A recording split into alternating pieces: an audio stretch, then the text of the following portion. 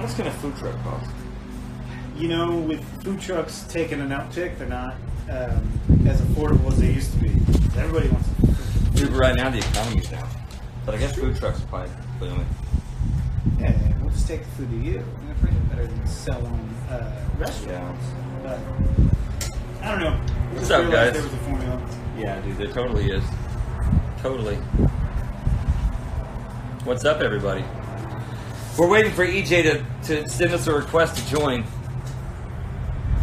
EJ, what up, dude? I see you. What's up, amigos? Pendejos? Don't judge me yet. That's what I'm drinking right now. We've been doing yard work all day. It's hot.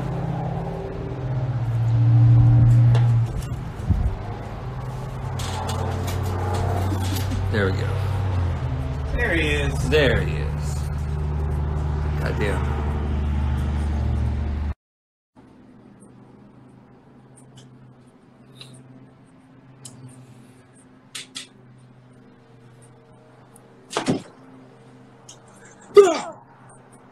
What up? Oh, hey guys. What are you doing? Hey, man. Damn, it got real quiet real quick. I'm good. How are you guys? Good, man. Can you hear us okay? I can hear you. Can you hear me? Yeah, I can hear you great. Yeah. Good. How can everybody else hear? We're far away, so we can get both of us in the screen, so it's hard to be loud enough. You good? I'm good. All right, good. You guys are great. Dude, it's good to see you.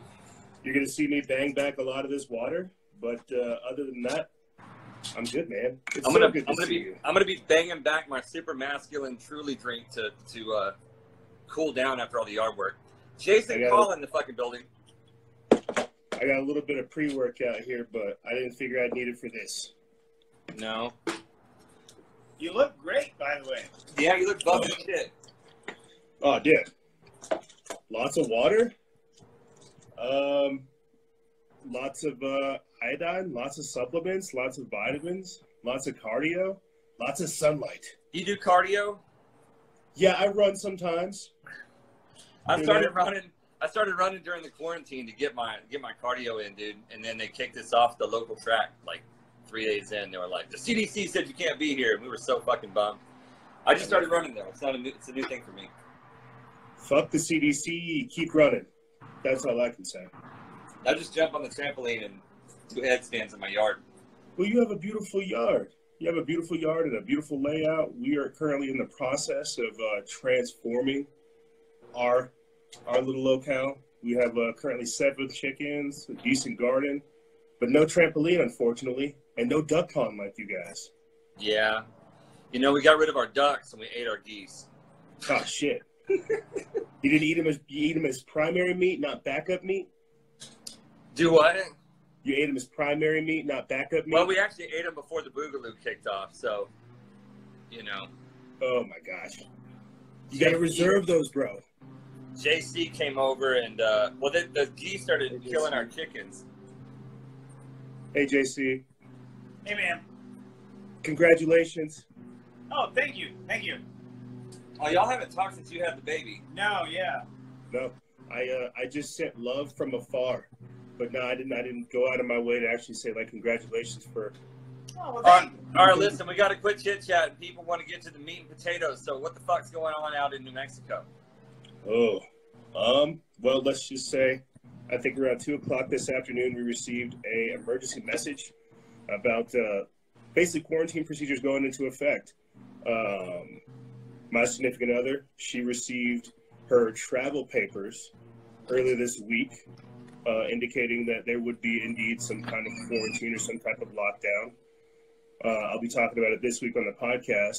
What I kind of find strange is the fact that you have different governors not necessarily listen to the president, which is perfectly fine, but it creates this kind of schism around the country. So later on, basically over here in New Mexico, what we're seeing is not as a hardcore push for martial law that we're seeing around the rest of the nation. We're just seeing it gradually implemented here. Places like New York and California, where places like they're getting hit a lot harder, they're going to have a little bit more of a stringent martial law protocol, or at least some kind of thing over there. Over here, we're not experiencing it that heavy. What about you guys? Because you're out in Texas. Well, you know where we're at, man. We're outside of town, so like this far out, we don't really have. It's crazy. Like we went into town today to go to Home Depot to get some stuff for the yard, and it was indistinguishable from any normal day. You know, we're 30 miles outside of Dallas, and so even in like the suburbs, it hasn't really reached this far. Now, the closer you get into downtown Dallas, the weirder it gets, the more I Am Legendy it gets. You know what I mean? You're like waiting for Will Smith to pop out with a fucking lab. You know, it's it's a weird kind of ghost towny vibe closer into town. But man, you just don't smell the fear in the air in these suburbs and rural areas. The feed stores are still open. We're still getting chicken food, and the grocery stores. Huh? Let me ask you a question if I can then, because I feel like that's kind of what I was talking about just the other day. I feel like because there is this like weird hiccup in the chain of command, we don't know whether or not we should take it serious, but some people kind of are. I feel like my rebellious spirit says, like, tell people to go out, fuck isolation, fuck quarantine. But I also feel like we have to have, like, some social responsibility to take this very serious. So I don't know if you want to speak on that, JC, but... They have rules in place right now. I mean, technically, Dallas County, right on the edge, and Collin County, as of, 48 hours ago, we're on shelter-in-place lockdown. So we've been instructed to stay in, go out at no cost, but we're totally allowed to go out to the grocery store.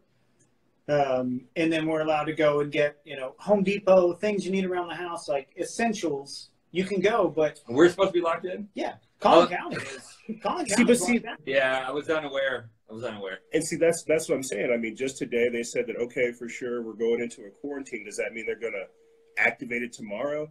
Next week? Are they waiting for people to like reach a point where they say, F the CDC, F the feds, we're going to do our thing, like whatever? Hey, it's at the end of the day, it always comes down to the same thing. It's like, who's going to enforce it, and what are they willing to do to enforce it, and how capable are they of enforcing it? Yes. And I was at Home Depot today with a bunch of freaking rednecks that were all of them carrying guns, and none of them were interested in some fucking pencil pushing CDC person to come tell them they couldn't feed their family. So, what you can do, go down to Home Depot and run a bunch of, 100 gun-toting rednecks out of the building and tell them they can't work? I mean, no.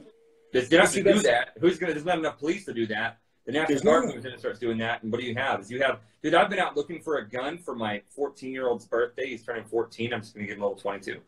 And the lines are wrapped around the building at these gun stores, which tells me that a lot of people didn't realize that guns were a necessity, but a lot of people have been saying it for a long time. And now whenever the shit hits the fan, everybody realizes you need a fucking gun.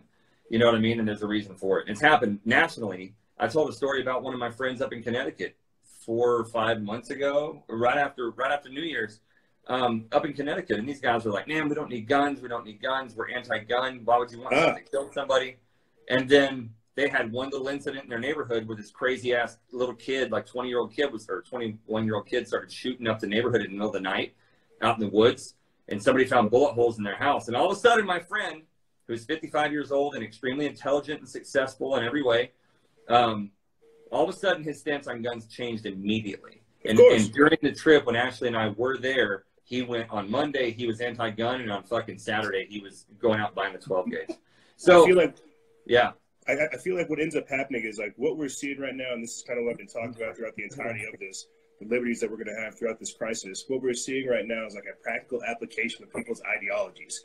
I would like to think what we're seeing right now with the lockdowns, being cut out of work, all this different type of stuff like this. This is a quick tasting of socialism. You see, we're seeing right now what happens if we full blown bite off this whole thing. Well, but we don't want that. I'll put it to you this, just to kind of explain what you were talking about earlier. Just this past weekend, I was hanging out at the gun store. We have some business stuff worked out with them. Every time they do like a concealed carry, we help with processing, doing their fingerprints and stuff like that. I hadn't been to this gun shop in maybe like a couple of months, but let's just say they keep themselves stocked. Yeah. I go up in there this past Saturday, man, and I swear to God, it looked like a hurricane went through. It looked like they had been robbed. Yeah. And so I'm sitting there talking with these guys, shooting the breeze. I hadn't seen them in a couple months. And I'll be honest, man, I told them this. I feel safer seeing guns on racks, in display cases, on people's hips. I feel safe around guns. I don't feel safe not seeing guns on gun racks, not seeing ammunition stocked up, not seeing pistols and cases right there. I feel terrified seeing that because that makes me think people aren't consciously buying. I get it, panic buy for sure, defensive for sure, but what you're having right now is an emotional hysteria backed by underlying societal causes. So what I'm trying to say with this ideological thing is people know deep down we're on a time bomb, but they would like to act like things are okay. Rather than trying to act like we're on that time bomb, trying to fix things for tomorrow, well, they'll just keep putting it off. And then whenever it actually hits, whenever the trigger events happen, whenever things hit the Russian point. People want to live, they want to live on this frequency where everything is okay and you put your head in the sand and you don't pay attention to. It's never going to happen to me. It's never going to happen to me. Not in my time. The economy's never going to fuck up. We're never going to be in scarcity. And so you choose to live down here, and then you have this spike of panic whenever these things happen. Whereas some of us are preparing all the time. You're not living in a state of fear. You're not living in a state of scarcity. You're not living that way. It's just an awareness. It's a thing that you just gradually integrate, slightly into the back of your subconscious, and it smooths out the curves. And so what do you have? You got people ask us, are we worried? We live in a community of fucking producers that grow their own vegetables. We've got our own meat in the fridge that we got from cows that we slaughtered, that we raised. And we have chickens that we eat. And we have friends and family all around us. And so we're living the way that we should be. Nobody gives a shit around here. No one around here fucking cares about this. No one cares. No one in this neighborhood. EJ, you've been to our house. You know where we live. No one in this neighborhood gives a shit, dude. And it's not like, we're not saying this disease isn't real. We're not saying it's not killing people. Everybody's taking it seriously. No, that's what I want to put to your guys' opinion. The way that we're talking about being prepared and getting active around this, that's what I'm saying. Is it rude of me to use my influence to tell people, even though you're prepared about all this stuff, you see it going on, break the societal conditioning, break the mainstream media spell, go out there into the real world. Talk to people. See if you see the virus. See if you see people that actually have the virus. Go talk to some of the doctors, some of the nurses, some of the security forces. Hey, do you remember that what my ex-wife is? She's a nurse practitioner, and so we might have had a conversation before, might not have. But I mean, I was married to a nurse for 10 years, and she's still obviously the mother of my children. And we talk and we have conversations about the safety of the kids, and we have a good working relationship, And we've talked about this. They're just not. She works at HCA, which is the biggest hospital corporation in the country, and they're just not seeing the cases. They're not seeing any of the reason for panic that we're seeing, that we're being fed by the media. It's not coming from. But you said it right there. It's the media. You said it right there. It's the media, and that's kind of what I'm trying to figure out how to explain to the audience. It's like if you're in war, your buddy gets shot. It's not like a lethal shot. You just want to take care of him first before you go figure out the person that actually shot him. That's what happened. That's what's going on with the media right now. They shot at us with this event, with this crisis. Some people kind of got shot. Yes, there are real people that died during false flags, but now they're trying to use this crisis, exacerbate it to a degree to where we just shut inside, submit, and then go along with the program. I feel like we're obligated to figure out some type of way to expose what's going on, re-empower people, tell them, yes, the virus is real, but you can get prepared. You can boost your immune system. You can go get you some sunlight. Well, look, a number of different things. Let me just say that, I'm just going to draw a comparison, but before I do it, I'm going to throw out a disclaimer. I'm not saying that these two things are exactly the same. I'm not even saying it's apples to apples, but give this metaphor a chance.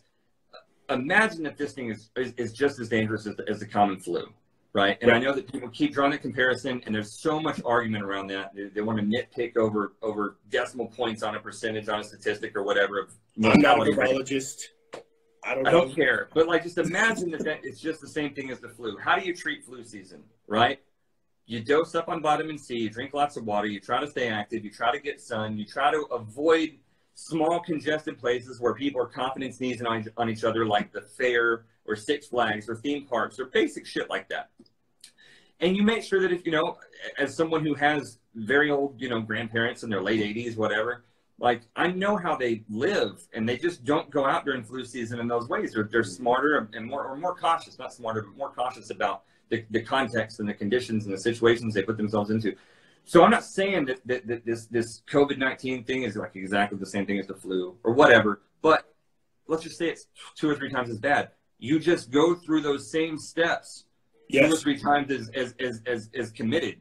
You know what I mean? You're 2 to 3 times as compliant to those policies in your life that you enact to keep yourself healthy and happy and protected and all that shit. JC and I can hang out because we're not worried about that.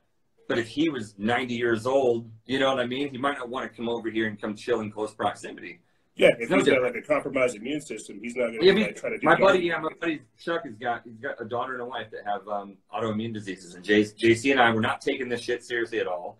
And we got on the phone with Chuck, and he was so panicked and upset and worried. And then I was like, "What the hell?" And he's like, he reminded us that his wife and daughter have an autoimmune disease.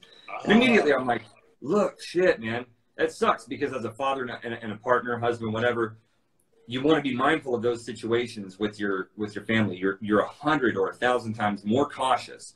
So no one is undermining the respect and admiration for someone in that situation. Right. But if you're not in that situation, consider what situation you are in with regard to your immune system, the people around you, your proximity and contact with tiny children or people with, you know, all the stuff. It's just, there's a gray area. It doesn't have to be fucking panic-induced pandemic that locks you inside your home away from the sunlight and the fresh air that are going to heal you anyway.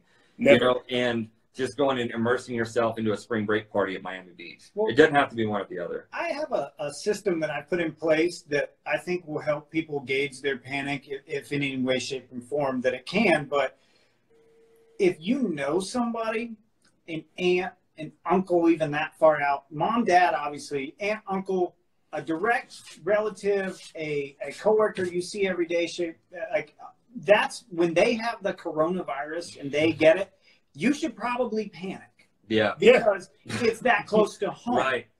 But right now, because some person in your county or 3 people in your tri-county area have it, you should probably calm down and just do what's smart, take care of business, act properly and appropriately, but don't emotionally go freaking bananas. Yeah. If it's down the street, your next door neighbor has it, then you're like, oh shit. In the Dallas-Fort Worth area, what's called the DFW Metroplex, we've got in the neighborhood of 10 million people. Yeah. I mean, it's a huge Metroplex. It's a lot of us. And a third of that is like just Dallas County probably, right? So you got probably 3 or 4 or 5 million people in Dallas. Actually, probably more than a third of that. Probably close to half or 40% of that. So imagine you got 4 million people in Dallas. And as soon as the media announced that there was a case in Dallas, everybody lost their fucking minds. Yep. And this is 1 out of 4 million people. It's not just 1 out of the 330 million, but this is hysteria. It's just hysteria.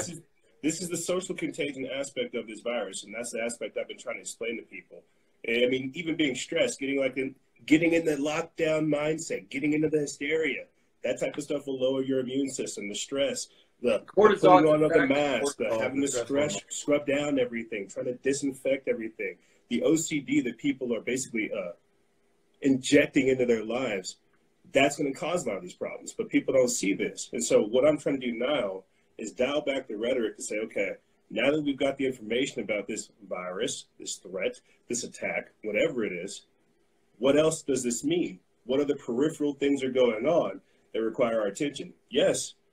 Keep an eye on this, but why was this thrown out in front of us for so long? What was the smoke screen behind just this attack itself? So I agree with everything you're saying. I think people have been into the hype and the hysteria. They've been pushed to a point to where they want and will accept any type of solution, any type of answer. Not the ones that are actually correct, not healthy things, vitamin C, elderberry, iodine. Yeah. What did JC say? I said it just makes you feel better. Whatever answer they can give you, you know, it can be complete and total crap, but it's going to make it feel better. I have a historic disdain and a historic distrust of centralized power in government. So whenever I see what they're doing now, trying to offer some type of help or some type of support, when in history has this ever happened before? Why in God's name should we believe these people? And so that lets me know that this is something that you need to watch out for. Don't look for their help. Obviously, this is a threat that requires some type of assistance, some type of action. Figure out what that means in your own life, enact that. Don't take what they're giving you. That's just my thought process. And yeah. So, I'll say this and I'll pass it your way.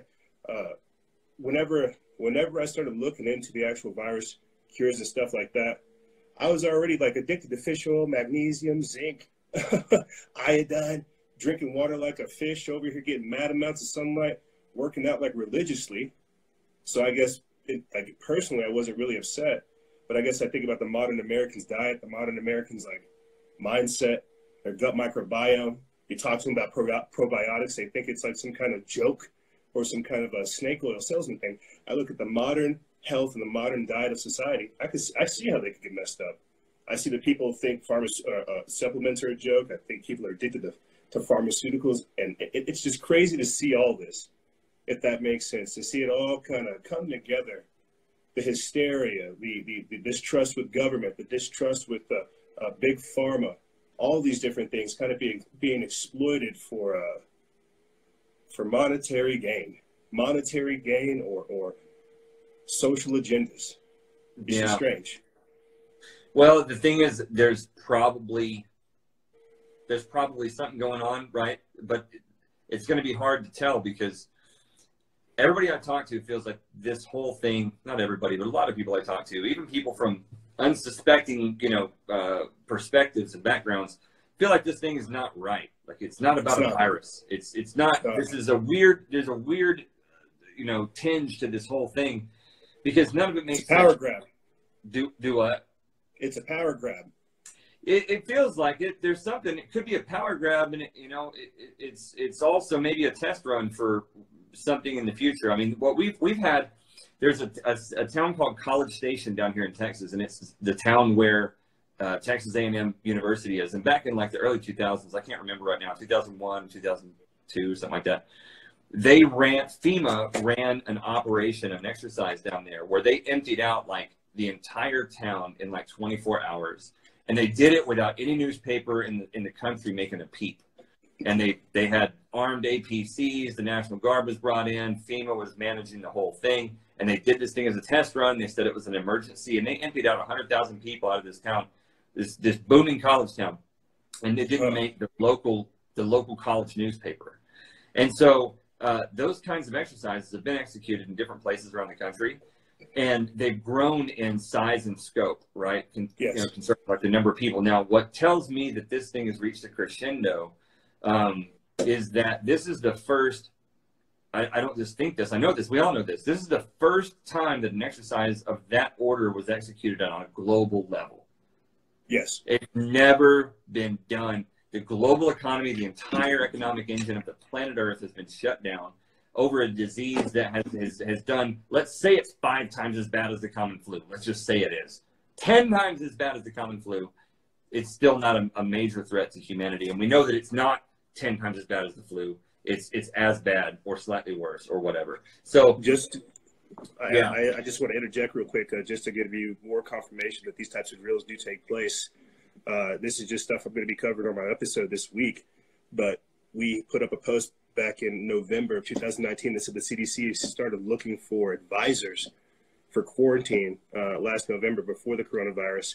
And on September 18th, the Chinese government also ran a coronavirus drill 30 days prior to the virus outbreak, and people are already familiar with Event 201, things that Bill Gates is involved in and more. So just to give you even more credence to what you're talking about is, yes, they do conduct these types of drills, usually months in advance. And I just worry about, I guess I worry about it going hot, or the drill possibly getting messed up to where it stops being a drill and like becomes real. I'm not sure if that makes sense. I get it. Well, here's my input on the whole thing, really the bottom line in terms of how I feel like people should look at this. And I don't usually like to say like you should look at it this way, but it's a should-if thing, right? Like you should look at it this way if you want to walk around in your life enjoying yourself and having a fulfilling, meaningful, purposeful life. You should do this if this. There's a natural way of living. There's a particular natural way that humans are supposed to live. And it's this smaller form factor, 200 to 300 people, maybe 100 to 300 people living in villages, being codependent on each other and having their little culture and their belief system and their sense of rules and regulations. And that many people can maintain that many relationships and do it in an effective way. You don't need a big governmental system taking all your money and your efforts. Everybody looks out for each other. Humans function well in that natural state. We've grown light years and fucking eons and universes beyond that.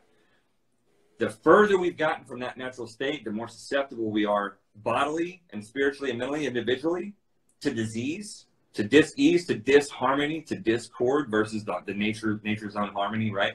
But also as communities, it's no different. So as within, so without, right? It's a spiraling fractal thing. If JC's family and my family and the families here in our community, if we all grow vegetables and we trade vegetables and we do it, we're codependent and we don't need anything and we're all armed and we're all looking out for our families, there's just nothing to look out for. And to be honest, that is probably a preferential system and lifestyle to what most of us are living right now, waking up in the morning, separating from our families at an unnatural time of the day to go spend our entire days separately doing things that we hate, to come back together and still think about those things, to sit in front of a TV to be programmed. You know, it's not necessarily the best way to live. And so if we can just take this time to reconnect to ourselves, stop eating like shit, stop drinking like shit, start exercising, get some sun, get some fresh air, do all the things that, you know, within your own life to get your shit in order, and then seek out make your own room, and then go seek out other people who got their own fucking rooms made too. And then it doesn't matter what happens. Every day can be filled with purpose and hope and beauty and communion with people and human connections, the fucking whole point of this thing anyway. We just fucking do that. Form these communities. Let the fucking boogaloo come when it may. You're going to be the last community they hit because you're a bunch of people who got their shit together. That's the fucking reality. And if anybody's ballsy enough to come take on 100 to 300 well-armed, well-organized people who are fighting for the people that they love, then you fucking got no chance anyway. You didn't to begin with. Good luck in the next life. But it's not a bad place to be. I'd rather live my life in hope than sit around all day thinking about, man, the government's going to come, they're going to take my shit, the feds are going to raid me, and the fucking barbarians from Mad Max are going to take my fucking truck. Let them do it. Live your life with purpose, man. We're blessed. We're still blessed. It's 85 degrees outside. I've been doing yard work all day, getting sun, getting heat, and playing with my chickens and my dogs and my cats. Got my best friend over here, my other best friend over there, and dude, life is fucking good. Don't let the media fear machine get you into it. Go up to Home Depot and see all the fucking rednecks that don't give a shit about any of this. None of them got corona. Cortisol is a stress hormone, and it fucks your immune system worse than anything else that you do. Dehydration, lack of fresh air, lack of sunshine, and cortisol will give you a fucking disease, and it's all a fucking sham. Go love life. I think I'm gonna get this. It's like we're back in the studio again, JC. Yeah. Gets all fired up, and then he's got to go pee again. No, man. I think that helps the process. Yeah. It does help me process, too. It helps me process, too. No, man. I think that's why, personally, I'm not necessarily worried because I have, like, a healthy routine with my personal life, community life, body life, spiritual relationship. Thank you for the Alchemist. I have all these things, like, and we've talked about this time and time again. I feel like because I have this checklist that I've taken care of, I'm good. But I don't want to take that mindset to everybody say, yo, like, I'm straight, don't trip. I'm trying to figure out about the people that are in California or the people that are in New York that are stuck in their apartments and in their houses that don't get, like, a couple acres of land and don't get, like, four puppies, and chickens and stuff like that. I think about the people who have to be subjected to this. Yeah. I say, shucks, man, like, this is the easiest way I can think about getting you. Shucks. Yeah. I did say shucks. What the fuck, man? There's layers to it. What? I'm interacting with people on a daily basis, and so I'm talking to a 45-year-old woman in the grocery store trying to get what's left, right? And she's panicked. And then I get to the 45-year-old woman who's checking me out at the grocery store, who's been there all day through it, and she thinks it's hilarious. And then you run into, you call your conversation with your mother. You can talk to your neighbor. Depending on where they're at in life, what demographic they're in, and what news media outlet they're getting their information from, everybody's in a different spot on this thing. You know what I mean? Yes. At times I thought I'm way too relaxed, or I'm not taking this seriously enough, and trying to constantly filter out all of the bullshit of it. But what's happening to everybody, man, is really just like this. Everybody's on a different level because it's pandemic being sent in terror in a bunch of different ways. And depending on whether or not you're like a young, healthy 24-year-old who's just annoyed that you have to stay at home, or you're 62 and you're like, if anybody shows up at my door, they're going to bring a virus that's going to potentially kill me. It says I'm perfect for this. I'm diabetic or I'm obese. And, well, see, that's well, that's what I was trying to explain beforehand. Is the OCD, the hysteria, the stress levels that they're inducing on the people with just trying to keep up with things. Well, that's keep up with the experiment. How do we react to that? Yeah. You know, where are the weaklings? Where are the strong ones? You know, I mean, honestly, if I was in the military, if this was the first time running like a base-wide exercise, and we're talking about a global exercise, we would go 40%, right? Or even just a quarter. And then 3 months later, or, you know, the next year on the anniversary of that, the second time around, we would go harder, right? And so if this has never been done on a global scale, like we talked about, then these are the things we're gauging here is what populace gave a shit and what didn't. And there are a lot more people that have conformed to the terror and the fear than others. Yes. You know, so there's data mining going on here more than there's like, I feel like the big thing getting put into motion, whatever. Well, let me ask, just to interject real quick. Do you think that's it, JC? Do you think that this is a massive drill, like a continuation of event 201? It feels like an exercise. Yeah. It feels like an exercise. They called it an exercise on TV. Did you see that? No. The guy, did you see that, EJ? I did not. Where? Dude, find this post. One of Trump's people slipped up. I watched the press conference. He slipped up and he said, "This is a live exercise." And as soon as he did, the lady off to his left, who was standing there with her arms crossed, like cringed. And Trump like stepped in and said something. I forget what he said later, but like they called it a live exercise, and Trump and the lady got visibly uncomfortable when he said it. And if he would have just said it and no one reacted, I'd be like, "Oh well, he just used the word exercise." It says it right here. It says it right here. Secretary of State Mike Pompeo admits COVID-19 is a live exercise. China shut down their entire largest city, and then they grew it out to see how far they could do it, and then the rest of the world followed suit. They're like, they can shut down their entire population, and that's in itself power, and maybe that's just spread, and now we're like everybody's doing it. Let me just say like two questions here, if nothing else, just two questions in a vacuum. Number one here is, has this event proven to all of us at this point that the government could lock down the entire planet if they did at some point have some bullshit reason to do so that suited them? Yes. If the government wanted to at some time in the future, some crazy alternative future where the government was made up of crappy people and they decided to fake an event, and they wanted to make sure they could control everybody, has this event proven that they could do that? Dude, honestly, it reminds me of like V or any other archetype of movie. Yeah, of course like a UFO in the sky, we're living and they're just like everybody stopped moving. We're not out here, but like people closer into town are. Yeah. So that's question number one: is could the government pull off some fuck shit later if they wanted to, and have us all lock ourselves inside of our own home with no one even coming out to make us do so? Right? We are literally self-quarantining. We're self-isolating.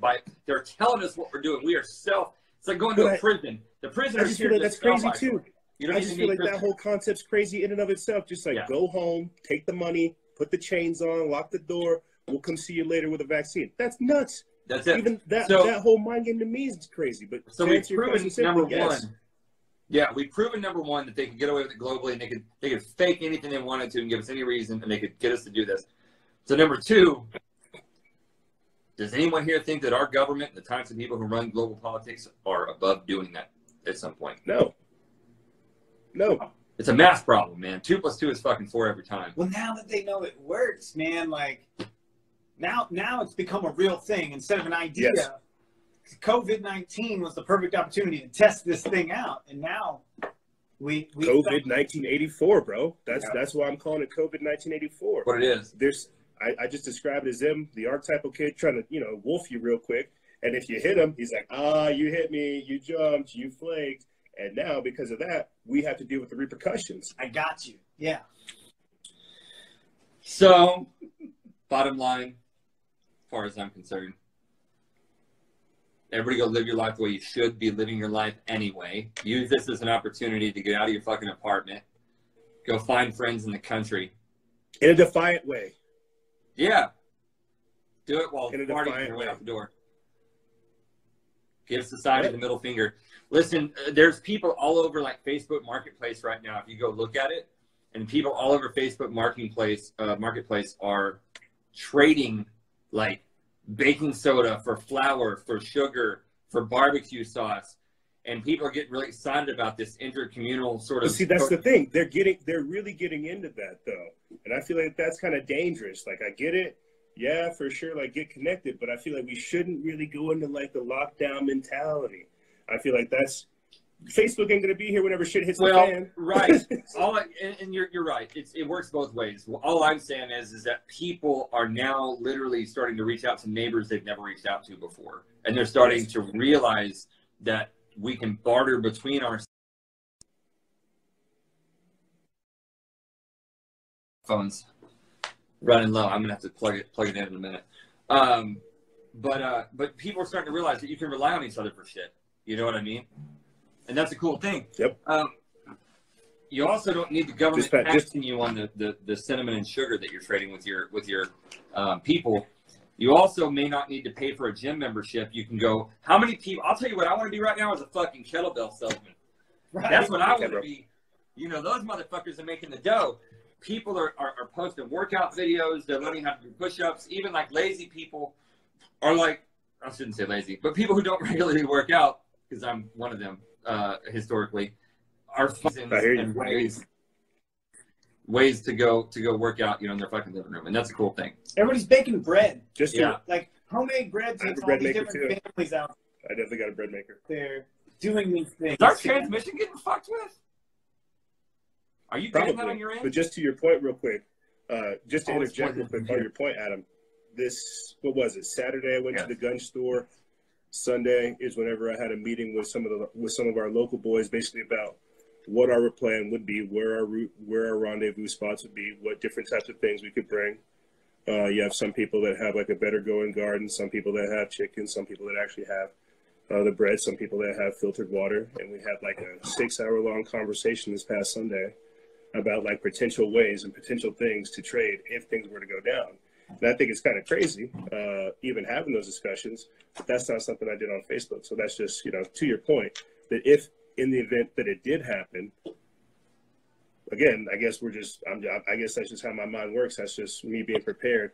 But I've been telling people, I don't know where Adam is, JC, but I've been telling people, I don't think that this is, we don't.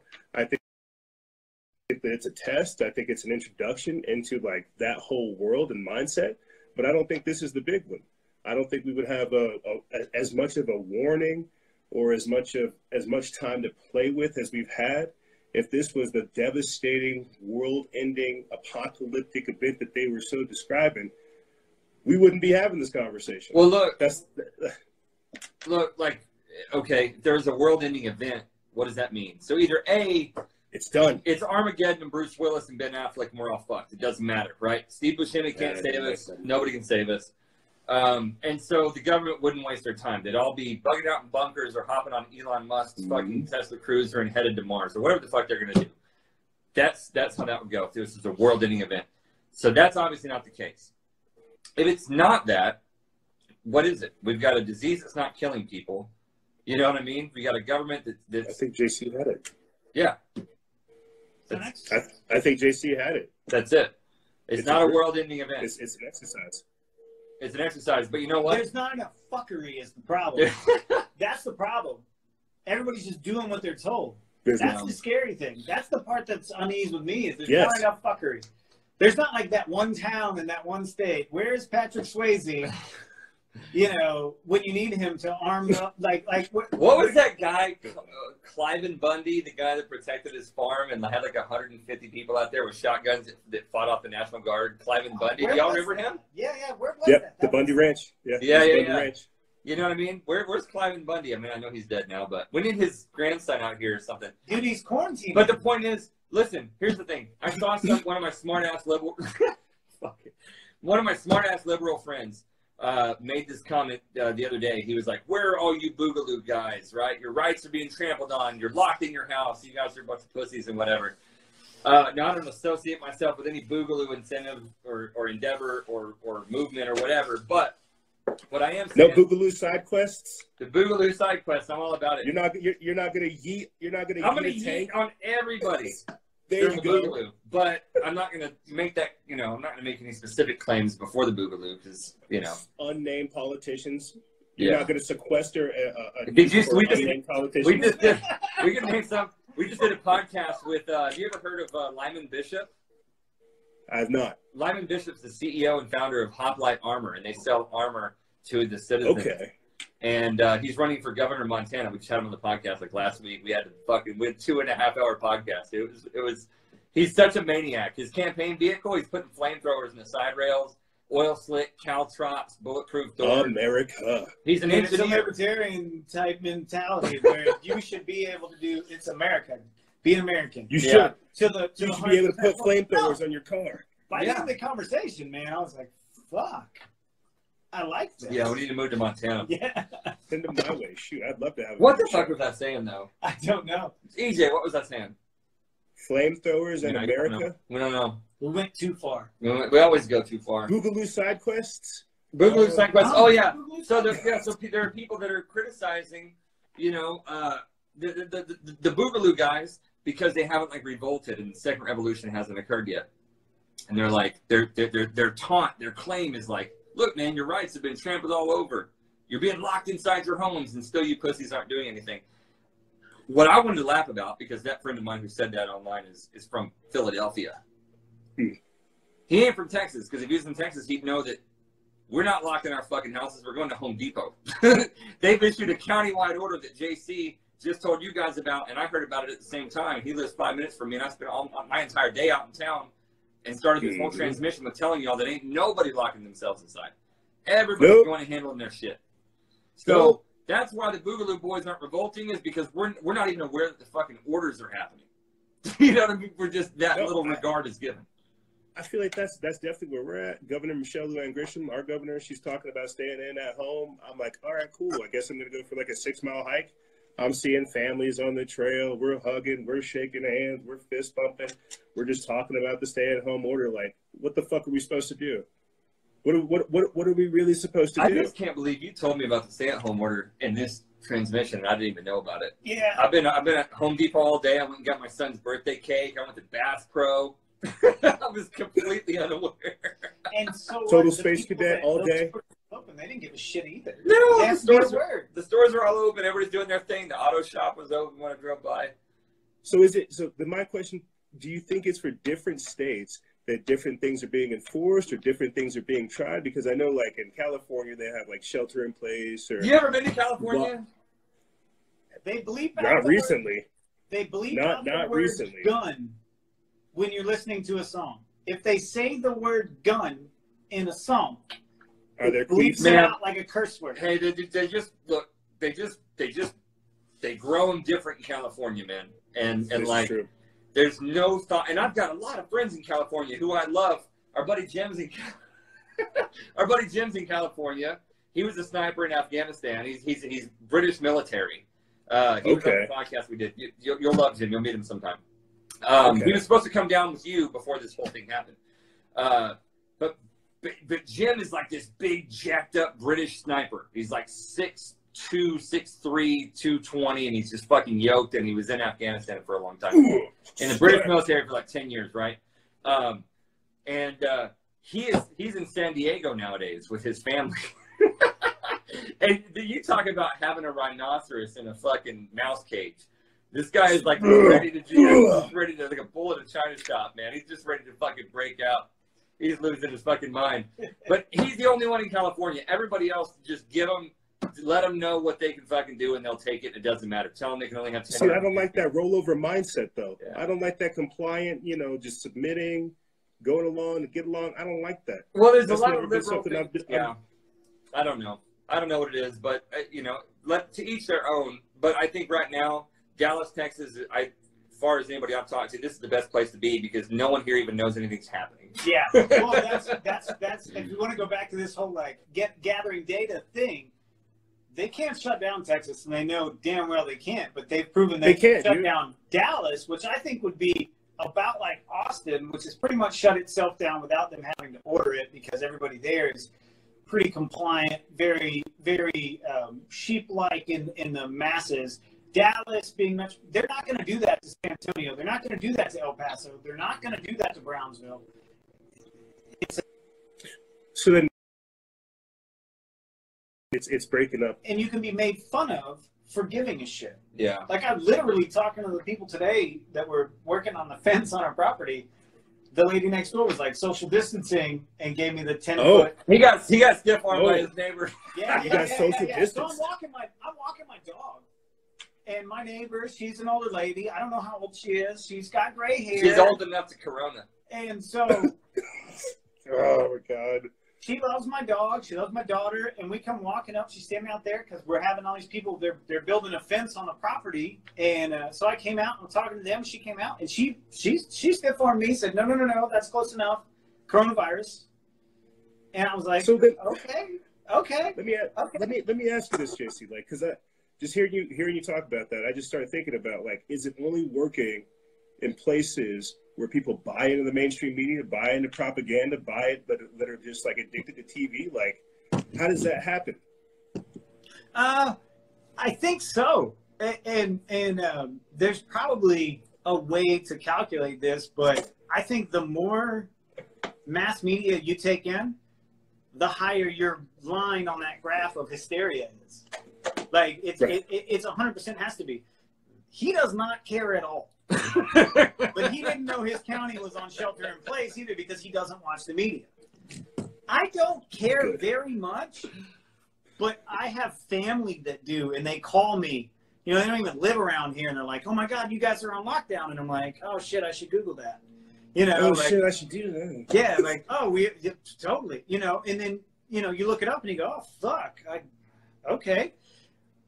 I don't give near as much a shit, but I have also paid more attention than Adam. Adam doesn't really give too much of a shit, but he's not paying attention to mass media. So there's your controlled right there. Now, my neighbor, who sits at home and watches and bounces from MSNBC to Fox News to CNN, whatever it is, she's freaking out. She's literally losing her mind and won't let me come in. I was talking to her a week ago, face to face. I was petting on her cat that she was holding. And then, you know, 6-7 days go by and I'm getting stiff-armed and I can't go within, 10 feet of her. You know, the reason for that is because there was a corona case in Dallas. So everybody has to lose their rights because of one person. Yeah, 1 of 4 million people can absolutely swing that pendulum for someone who's on the fence. And so the way that I see this is the way that I see most things is you basically have 3 concentric circles of fuckery when it comes to pretty much anything. You have the zealots in the middle, the neutral medium, and then you have the outliers who fucking don't care. And this is true for religions or any belief system. And this has become a religious or a belief system as much as anything else. There is a corona fucking fear religion, a fear cult that's going on. And it is led by the mainstream media. And there's a terrorism fucking doom cult, and there's a fucking drug war cult, and there's a cult of everything out there. Right. Belief system there. I don't know if you guys saw, I put up that post just earlier today. I don't know if you guys saw, I put up that post about that environmentalist group, Extinction Rebellion, talking about coronavirus being the cure and humans being the disease. That's what I was trying to allude to earlier, is that lockdown mindset, that quarantine mindset. You have some people that are actually going to embrace this and say like, oh, humans are bad. Look at what good happened when we tried this.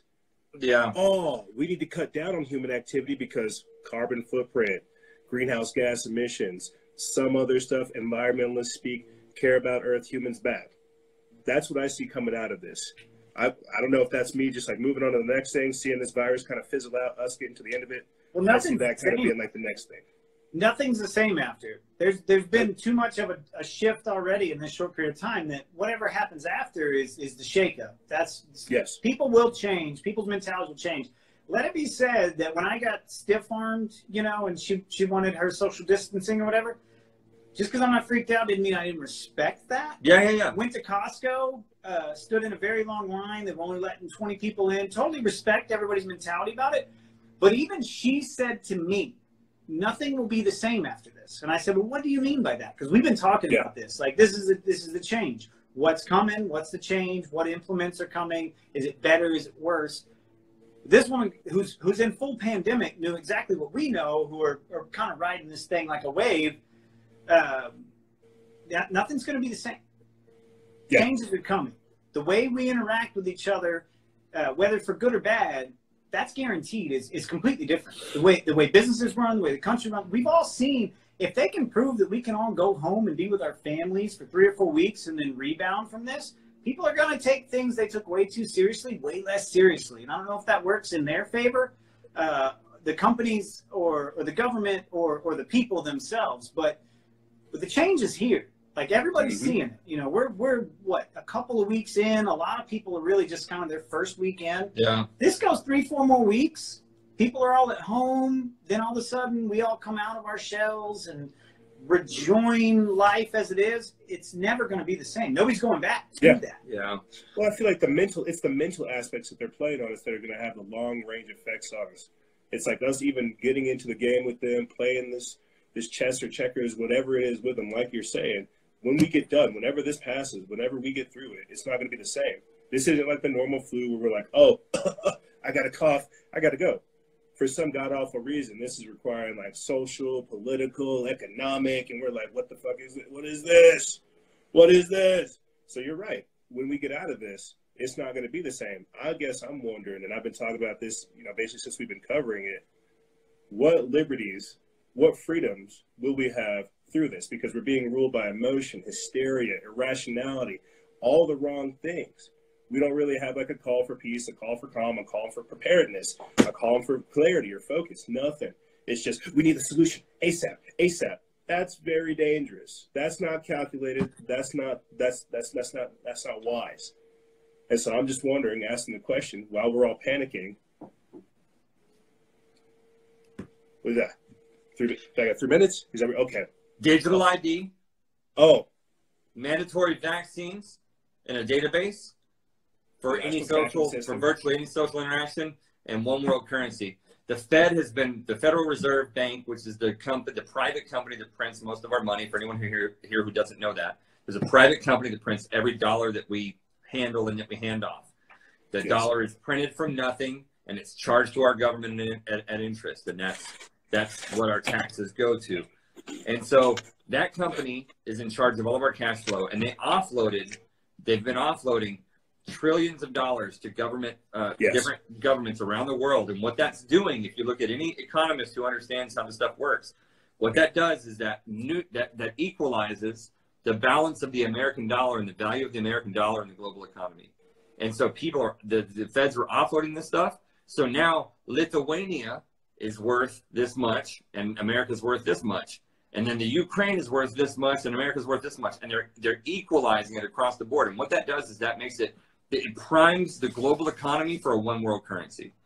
Yes. And that makes perfect sense. And if anyone can explain to me, after all, whether you believe that this is the worst pandemic to ever hit the fucking planet Earth and the human race, or you think it's a total sham, if this doesn't show, or if out of this you don't expect a mandatory vaccine policy to occur worldwide, you are fucking missing it.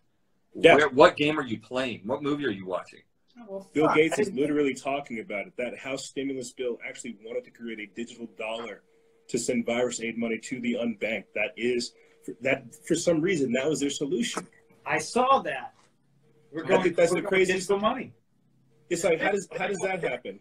It's like you forcibly shut down the country for extended periods of time, and your thought is to give every American an X amount of dollars, but that's not going to work. Where are these people going to spend this money in this broken economy? It doesn't make sense. And so what I kind of see happening right now, and I'm trying to figure out how to put it together because Adam explained the Federal Reserve and all that very well. I'm trying to figure out how to explain the creation of a new economic system being birthed from this crisis. Because you can't go around printing all kinds of money and not expecting that to impact the economy. Well, they can even use this whole virus transformation to go digital. We need to get rid of paper money. We need to get rid of coins. We're just spreading germs with our monetary system. We need to change it. This is a perfect opportunity of us rolling on Bitcoin.gov.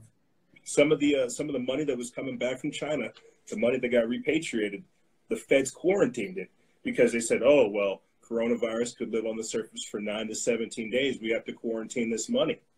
So already you have certain places switching to cash to say, we don't want to accept bills because it may have come from China. It may have come from America. It might have on this. Yep. And it's that hype that they're playing with too. It's that indecisiveness or that indecision that's messing with it, that uncertainty that creates all of this other stuff. So they're using this crisis as a means to create like something else entirely. And that's what I'm trying to figure out how to explain to people over time is yes, the virus is real, the crisis is real for sure, but people's panicking and their hysteria is going to bring forth something different that we may or may not be able to get out of.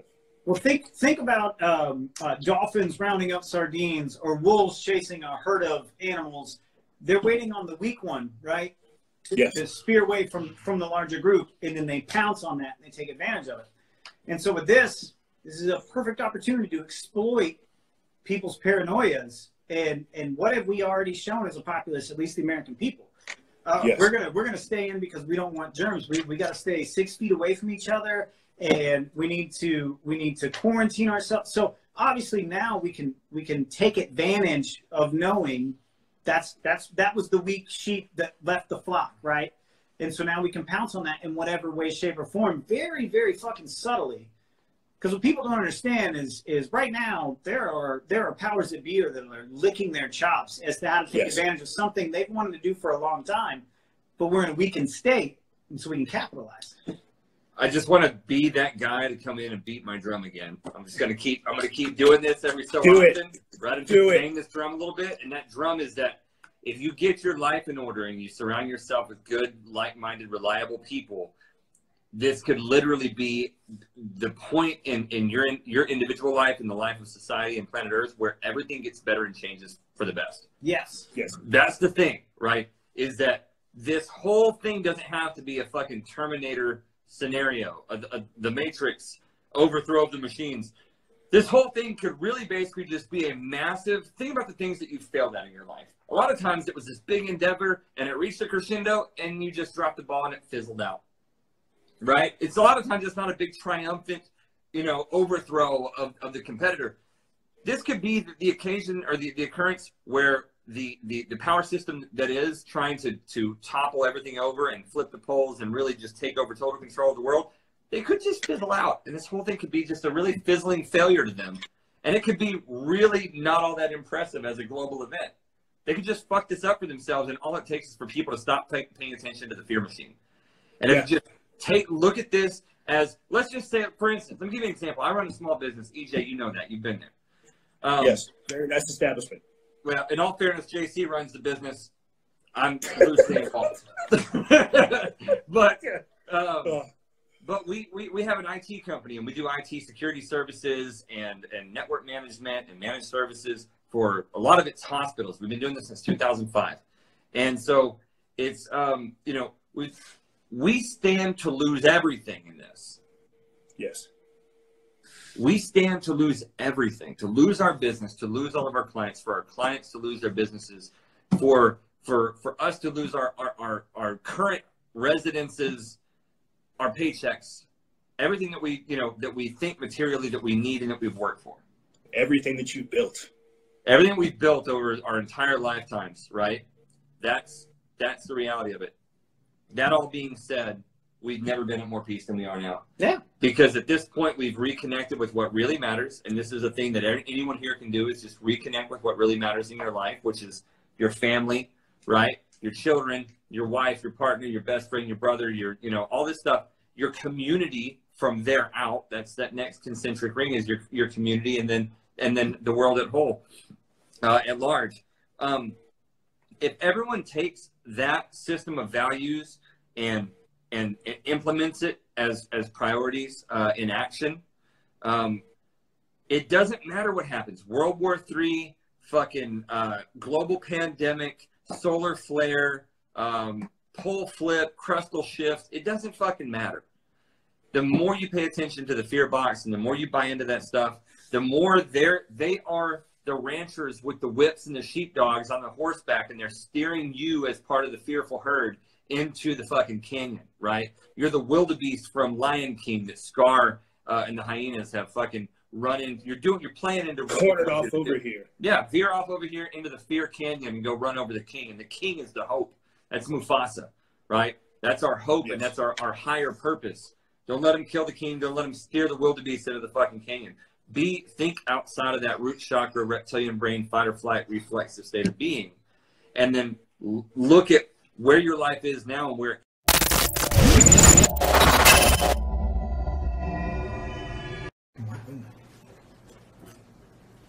I love it.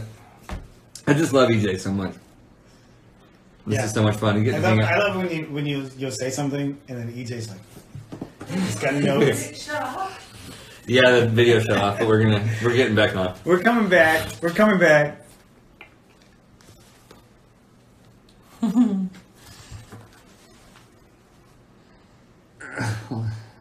There we go.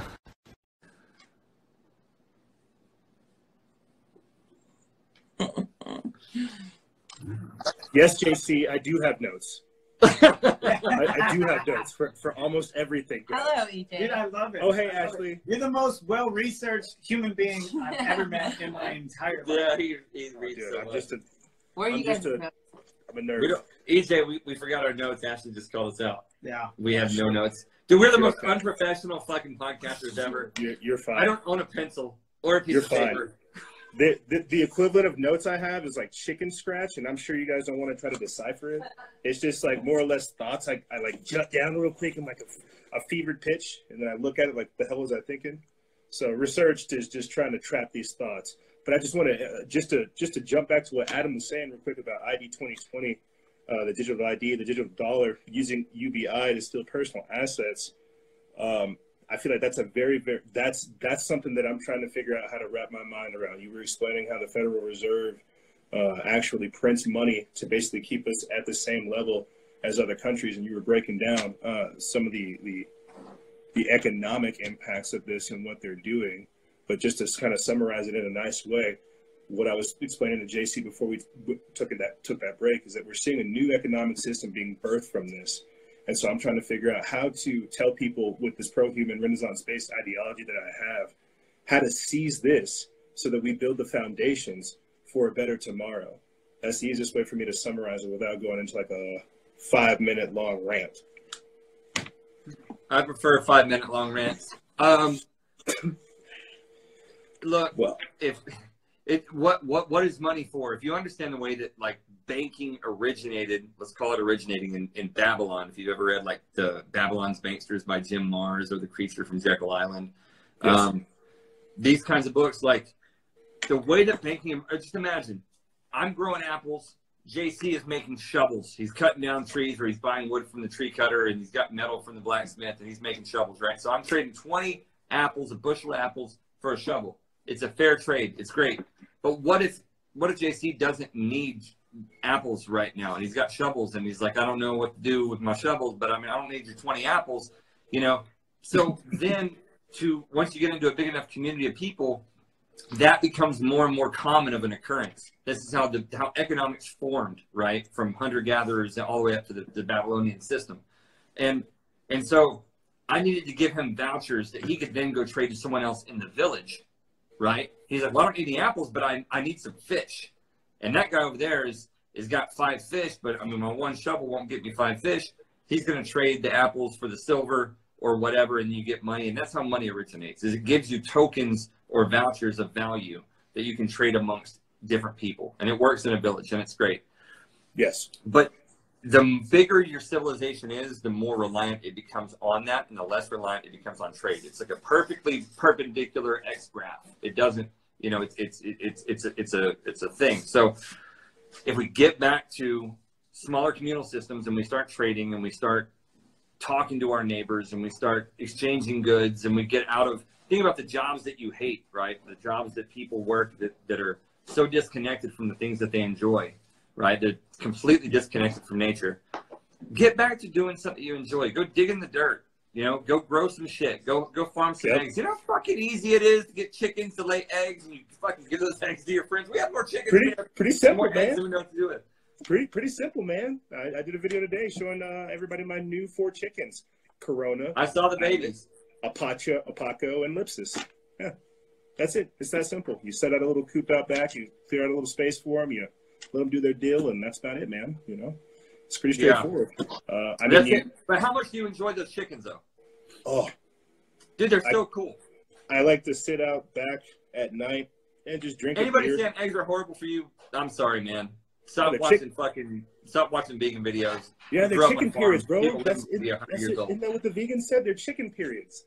I don't even hear that because what I do is I boil my eggs, right? And I take my vitamins in the morning. That way I get me a nice dose of protein on top of taking my supplements and vitamins. So I'm sorry I'm having chicken periods. I guess I'm just getting healthy. You fuck off with that eggs are terrible for you stuff, man. My granddad's falling off roofs at 90 years old and living off of eggs and bacon his whole life. See, me with that classic. Grew up on chickens. But see, I just feel like chickens are great, man. Cows are great too. That's part of that social engineering, that virtue signaling. I feel like, you know, JC getting social distance, that's the same as being like called out for liking steak. It's like, how dare you? How dare you come close to me? How dare you exhibit normal human behavior? How dare you? Didn't you listen to what this technocratic piece of crap said? You got to go be like them. Distance yourself. Hey, listen. Eat leaves. Listen, dude. You know who's having the hardest fucking time right now? My buddy. But my buddy's a vegetarian, and we went into his restaurant the other day, and he was telling me, he goes, man, I'm having the hardest time finding vegetarian burgers and vegetarian meat and vegan, you know, the burgers that are not real burgers. The Impossible burgers. Beyond. He's like, man, I'm having the hardest time, and like we're having to eat meat, and I'm like, we literally had 2 cows, a pig, and 2 geese slaughtered, you know, in the last 2 months, and like we've got 800 pounds of beef and 200 pounds of pork, and well, we don't have any geese left because we ate them, but you know what I mean, like in times of the boogaloo, if you will, the big igloo, the large ice shelter. That's why I say backup meat. Use them as backup. Yeah, you got to have the backup meat. Yeah, you got your primary meat, you got your backup meat. I don't know if we finished that earlier, but the geese were attacking the chickens, and so we had to kill the geese. Oh, wow. And so our buddy owns a restaurant. He owns this Did you eat? No. The restaurant wasn't open when you were here. It wasn't open when you were here. So there's a new restaurant. We went to a Mexican place. Yeah. We went to Johnny's. Great Mexican food. But we have this friend who opened up a restaurant right next to our office, like 3 or 4 months after you left. And it's Texas Mediterranean food, and it's amazing. But anyway, Texas Mediterranean food. Dude, it's a thing. It's amazing. It's like Tex-Mex, but instead of Texas and Mexican, it's Texas and Mediterranean. So it's like Euro tacos. You know, it's kind of a fusion cuisine that's very, very bizarre. But he's an incredible he's a world-class chef. So the point is that I went in there and I was bummed because my geese were trying to kill my chickens, and I was like, "Fuck, man, I got to kill these geese." And then I look up, and there's my buddy who's a world-class chef, like literally, you know, top guy. And I'm like, hey, Barack, if I killed a couple of geese and brought them in here to you, would you cook them? He's like, fuck yeah, I'll cook them. He's from Turkey, right? Born and raised in Turkey. Went to a Turkish culinary high school at like 13 years old. Been a chef his whole life. So he's primo like chef. Oh, he's primo. Oh, yeah. Like, he's amazing. Okay. The best chef, ever. And so went to one of 3 culinary high schools in the world. Graduated that high school by running a 6-star hotel in Istanbul. He had to run the whole restaurant for the 6-star hotel, serving like 10,000 people a day. At 17 years old, hotshot, badass dude. But he fucking cooked us up these geese, and JC, you know, is a chef too. So they went in there and they cooked these geese up. But JC and I had to kill them, and I haven't killed a fucking animal in 15 years. So Ashley's like looking out the window, filming and stuff, and screaming. Of course. Yeah. It was a whole thing. But we ate the shit out of them. They were great. People need to reconnect with their food sources, and I hope that this is helping people do that. Yeah. I mean, it's a whole thing.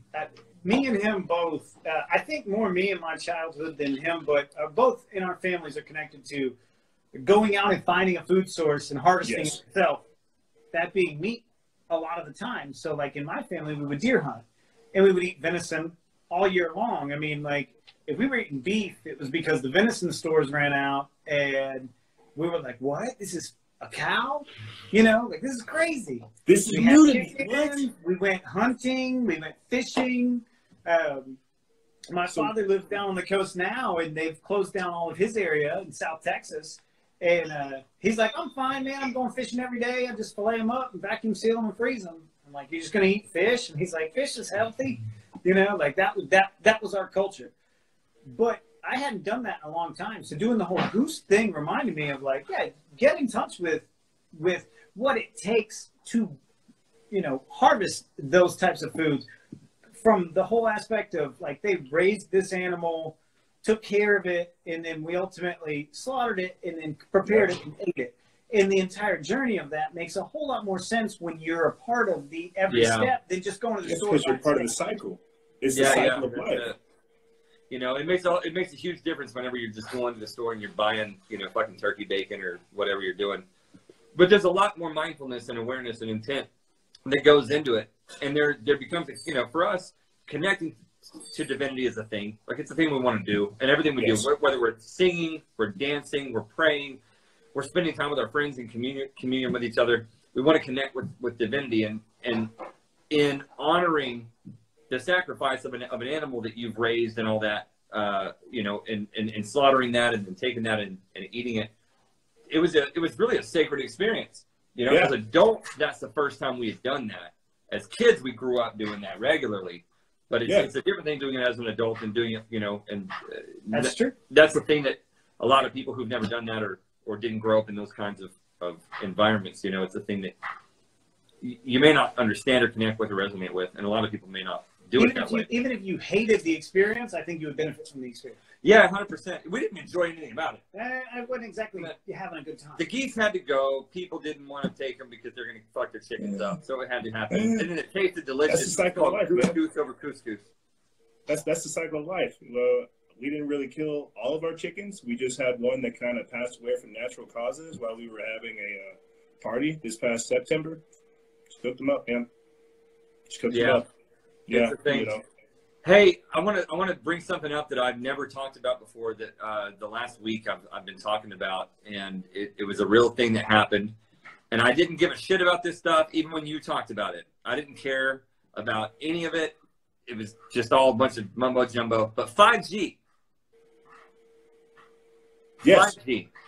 Yeah, you were on this train. You were on this train a year and a half ago hard. Like, and I was just like, I don't know, man. I get it. I mean, I understand how it works, but I don't know, like, whatever. What's the application, really? It could be something, maybe not.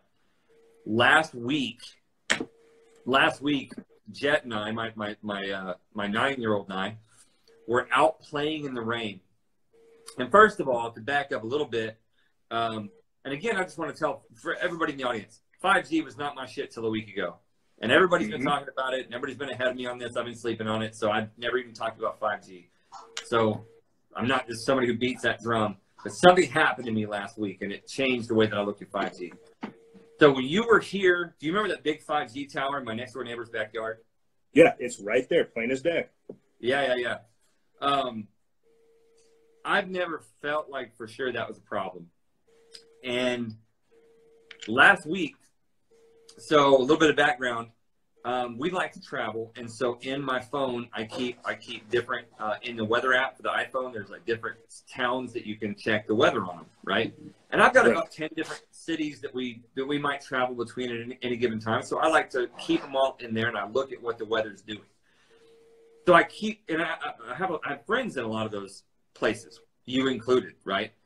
And thank you. Yeah, for sure. So I look through this weather app fairly often, and I know what the weather patterns look like. And you know what? I know what, like, Estes Park, Colorado, and Durango, Colorado, and Cortez, Colorado, and Albuquerque, New Mexico, and San Diego, and Connecticut, and Chicago. All these places are all different. They all do different things. What I never have seen before in the 13 years I've had an iPhone and done this with my weather app, I've never seen coast-to-coast rainstorms for like 2 weeks straight. Okay. That doesn't happen. It just like doesn't coast happen. Coast-to-coast precipitation for 2 weeks straight. I'm talking San Diego, San Francisco, Seattle, all the way to the West Coast, all the way to Manhattan, Connecticut, down to Atlanta, Georgia. Well, what makes you think it's connected to 5G? Well, I'm not saying necessarily that's connected to 5G, but I think that there seems to be a push to keep us inside. So here's what happened. Yes. The weather was excessively precipitous for 2 weeks, coast to coast, bro. And I started calling people all over the country, coast to coast. It was raining and it was snowing everywhere. And then in the middle of the rainstorm, my 9-year-old and I go outside, and we hear this high-pitched ringing that was hitting me right in my crown chakra. And it was just this horrible, like, grating, like needles on a chalkboard, this, and it was just eating my crown chakra. It was giving me a migraine. So we had to go inside after about 30 minutes or so because it was just terrible. And Jet was like, dude, I can hear it. He goes, Dad, it sounds like it's coming from everywhere. Wow. And we look up at that 5G tower, and we walked around, you know, we live in like a horseshoe neighborhood. And so we walked around the horseshoe, and on the other side, we would walk past the houses. And when that tower was blocked, it was slightly muffled. So my point is that this 5G tower was putting off such a disruptive frequency that it made me sick to my stomach, and it gave me a migraine for the rest of the day. It didn't affect my 9-year-old, but he heard the sound. It didn't consciously affect him, but he heard the sound, and he was like, that's a really disruptive, crappy sound. When we went inside and shut the door, we couldn't hear it, but you could open the door and hear it, and it was just pervasive to the whole thing. And this is in the midst of the corona thing. So I've heard a lot of claims about 5G being connected to the corona thing, and the 5G works on 60 gigahertz, which is the same as our DNA and all this other stuff. I don't know about any of that. I don't know about any of that. But what I can tell you is I got sick to my stomach, and I got a migraine, and walking around the neighborhood that day, you know, that tower was definitely causing that, 100%. And we've seen people working on that tower since the in-home orders have been issued. And this is within the 2 weeks. No, this is a week ago. Yeah, it's 7 days ago. It's right in the middle of the whole. All I can say So is there's like excessive precipitation coast to coast, which is a completely abnormal weather pattern. And there was a 5G tower that made me sick to my stomach and gave me a migraine. And I was not a 5G person. I wasn't concerned with it. I blew it off this whole time. And so I don't know if there's a connection, but it definitely was a thing that happened. 2017 at the house, not the house I had before this one, but the house I had before that previous one. We basically lived like right across from a 5G tower, from like one of their ELF towers, one of their Gwyn towers. Might be able to repost it one day, but I remember stepping outside one day. I don't know if somebody hit the tower or the frequency was off, but I go out there and I hear something of that same kind of sort. So like a disorienting type of ring. I feel kind of nauseous. I feel like my eyes are just like swelling out of my head. Weird headache, weird sensation. That was my first encounter with like basically frequency-based weaponry and stuff like that. Fast forward to where we're at now. I started off this week basically putting up a post about just that. Is 5G towers being installed while we're going into lockdown? If you can look at it, there are people that basically have the same kind of story you're talking about right now, Adam. People who have their children taken out of schools. The kids are going to schools. They're seeing fleets of white vans inside of the parking lot. They're talking about towers being erected all over the place. People talking about seeing more Xfinity technicians all over the place during lockdown, sending us videos of strange things like that. So my point behind putting all that smattering of information out there is that it looks like that they are trying to install 5G during the lockdown. There's information that is going on over there in Italy as well. I tried to get around to posting it not last week, but the week after last. But that's definitely what I'm going to be talking about. Biometric systems being covertly installed during the lockdown. And even last week, I posted a video about a doctor talking about the coronavirus actually being cases of 5G Wi-Fi sickness. And I mean, we could talk about Event 201, what happened in October, 5G being turned on in Wuhan and stuff like that. I won't lie. Part of my exclusive member audience has definitely been pushing me to try to like cover this whole angle, the 5G aspect to coronavirus, but there's definitely a link. I don't want to say I have like the concrete proof, but there's information out there that would validate it. So you talking about these abnormal weather patterns and these kind of disorienting feelings that you're getting when you're exposed to it, that's, I don't want to say that's textbook, but that's right along the lines of what I'm coming into contact with. Well, dude, I've got an angle on shit that sometimes, like, I've started to embrace it more in my whole life. I never did, but I've really started to develop these intuitive sort of, feelings about things. And I feel like intuitively, man, this thing is it's really, really feeling like they want us inside. They want us inside. That Yes. I can't get away from that feeling. And I know that that's going to sound really woo-woo to people for me to put it out there like that. And maybe it throws out a bunch of credibility scientifically. And I don't really care because that's the reality of it. I feel intuitively like this is really an effort for them to keep us inside. And I've wondered about there being some sort of an astronomical event that they don't want us looking at. And they've been trying to throw out cloud patterns and stuff to block out whatever we could potentially see up there. Or they're trying to use HARP or something like that and 5G and the moisture in the air, because we know that the air is easier to manipulate when there's moisture in it. And you can send water is a conductor, and you can send electromagnetic pulses and stuff through the air better when it's hydrated, when it's moist. And the chemtrails, I haven't seen the chemtrails doing anything. I haven't been able to see the sky, so I don't know. Think about it right there. I mean, even if there's aluminum, barium, strontium, whatever they're putting inside the actual chemtrails, they're spraying it nationwide.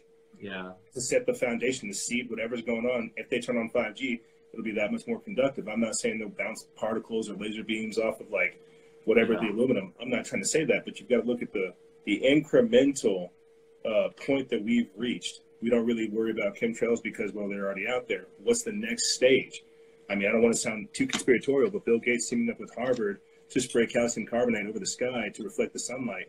What more evidence do you need right there? And then you find out that this man wants to get a national tracking system for ID 2020. Look. He wants to have a national or mandated vaccines for a national tracking system.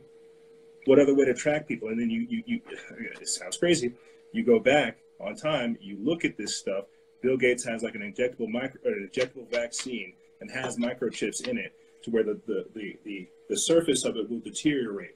But the ink that they actually use, it'll be subsurface inside of your body. They'll be able to see whether or not you've received the vaccine. Yeah. So what kind of technology is that? Why are we talking about that now? Well, hey, listen, dude, the fucking guy, anyone can Google what I'm about to say. Anyone can look this up.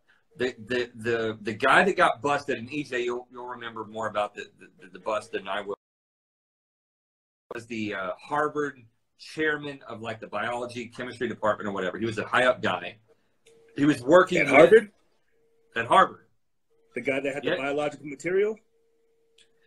No, he was working with the Chinese scientists. He was contracted from the lab, the University of Wuhan or whatever, and he was making $50,000 a month. And he was a Harvard chairman of like the fucking biochemistry department. And he got busted by the FBI or the U.S. authorities. Having ties to China, smuggling biological material. He had. Well, it wasn't just, huh? He had one. I'm not sure. I might be mixing it up, but there was another individual from Harvard. I forget his name. I think it's like Charles Deere or something like that. Yeah. Charles Lieberman. Yes. Yeah, he wasn't just smuggling shit. He was collecting $50,000 a month to set up their lab. He was setting up the lab at the University of Wuhan, and his two lab assistants ended up coming out being lieutenants in the people's... Huh? They posed, his lab assistants posed his students who were actually Communist Chinese Party like members. They were lieutenants in the Chinese Communist People's Army. So the point is, like, this whole thing was tied to that. But guess what else that guy was consulting on for the University of Wuhan? This is what fucked me up more than all the rest of it. Nanotech. It wasn't just biology and biochem. It was nanotech. And if you're Charles Lieberman was looking at nanotech while working with China. Is that what you're saying? He was consulting on their nanotech, not just their biotech. Thank you. Yeah. So that was what really blew me away. Was the nanotech. And so whenever you're talking about the mark of the beast and getting subcutaneous injections that give you the fucking training microchip or whatever, nanotech is the thing. Smart dust is the thing. Smart dust and 5G connect. Smart Dust 5G and Nanotech connect. Smart Dust 5G, Nanotech, and COVID-19. They're all connected. Yes. One of her resilient consciousness, one of our mutual followers, she's talking about Morgellons disease. That's exactly what we're talking about to a weird degree. We're talking about some of that information, that whole field. Tell JC what that is. I'm pretty sure he doesn't know. I have no idea what that is. I'm going to go piss. I don't even want to hear about it because it fucks me up. Yeah. I'll try to make it politically correct or like a softened version of it. Basically, Morgellons is like a programmable disease. Look into the work of Dr. Harold Krautsvala. He's like some European scientist. I haven't seen his work in a couple of years, but he did a lot of research into the black goo, which is this substance that's basically like programmable diseases. People that suffer from Morgellons have like strange tiny fibers coming out of them that they swear is nanotech. What Adam was explaining right there with the sensitivity to 5G towers, frequencies, and things like that. Imagine having little fibers out of your skin that literally like react whenever you're around towers, whenever you're around cell phones, and it's alive too.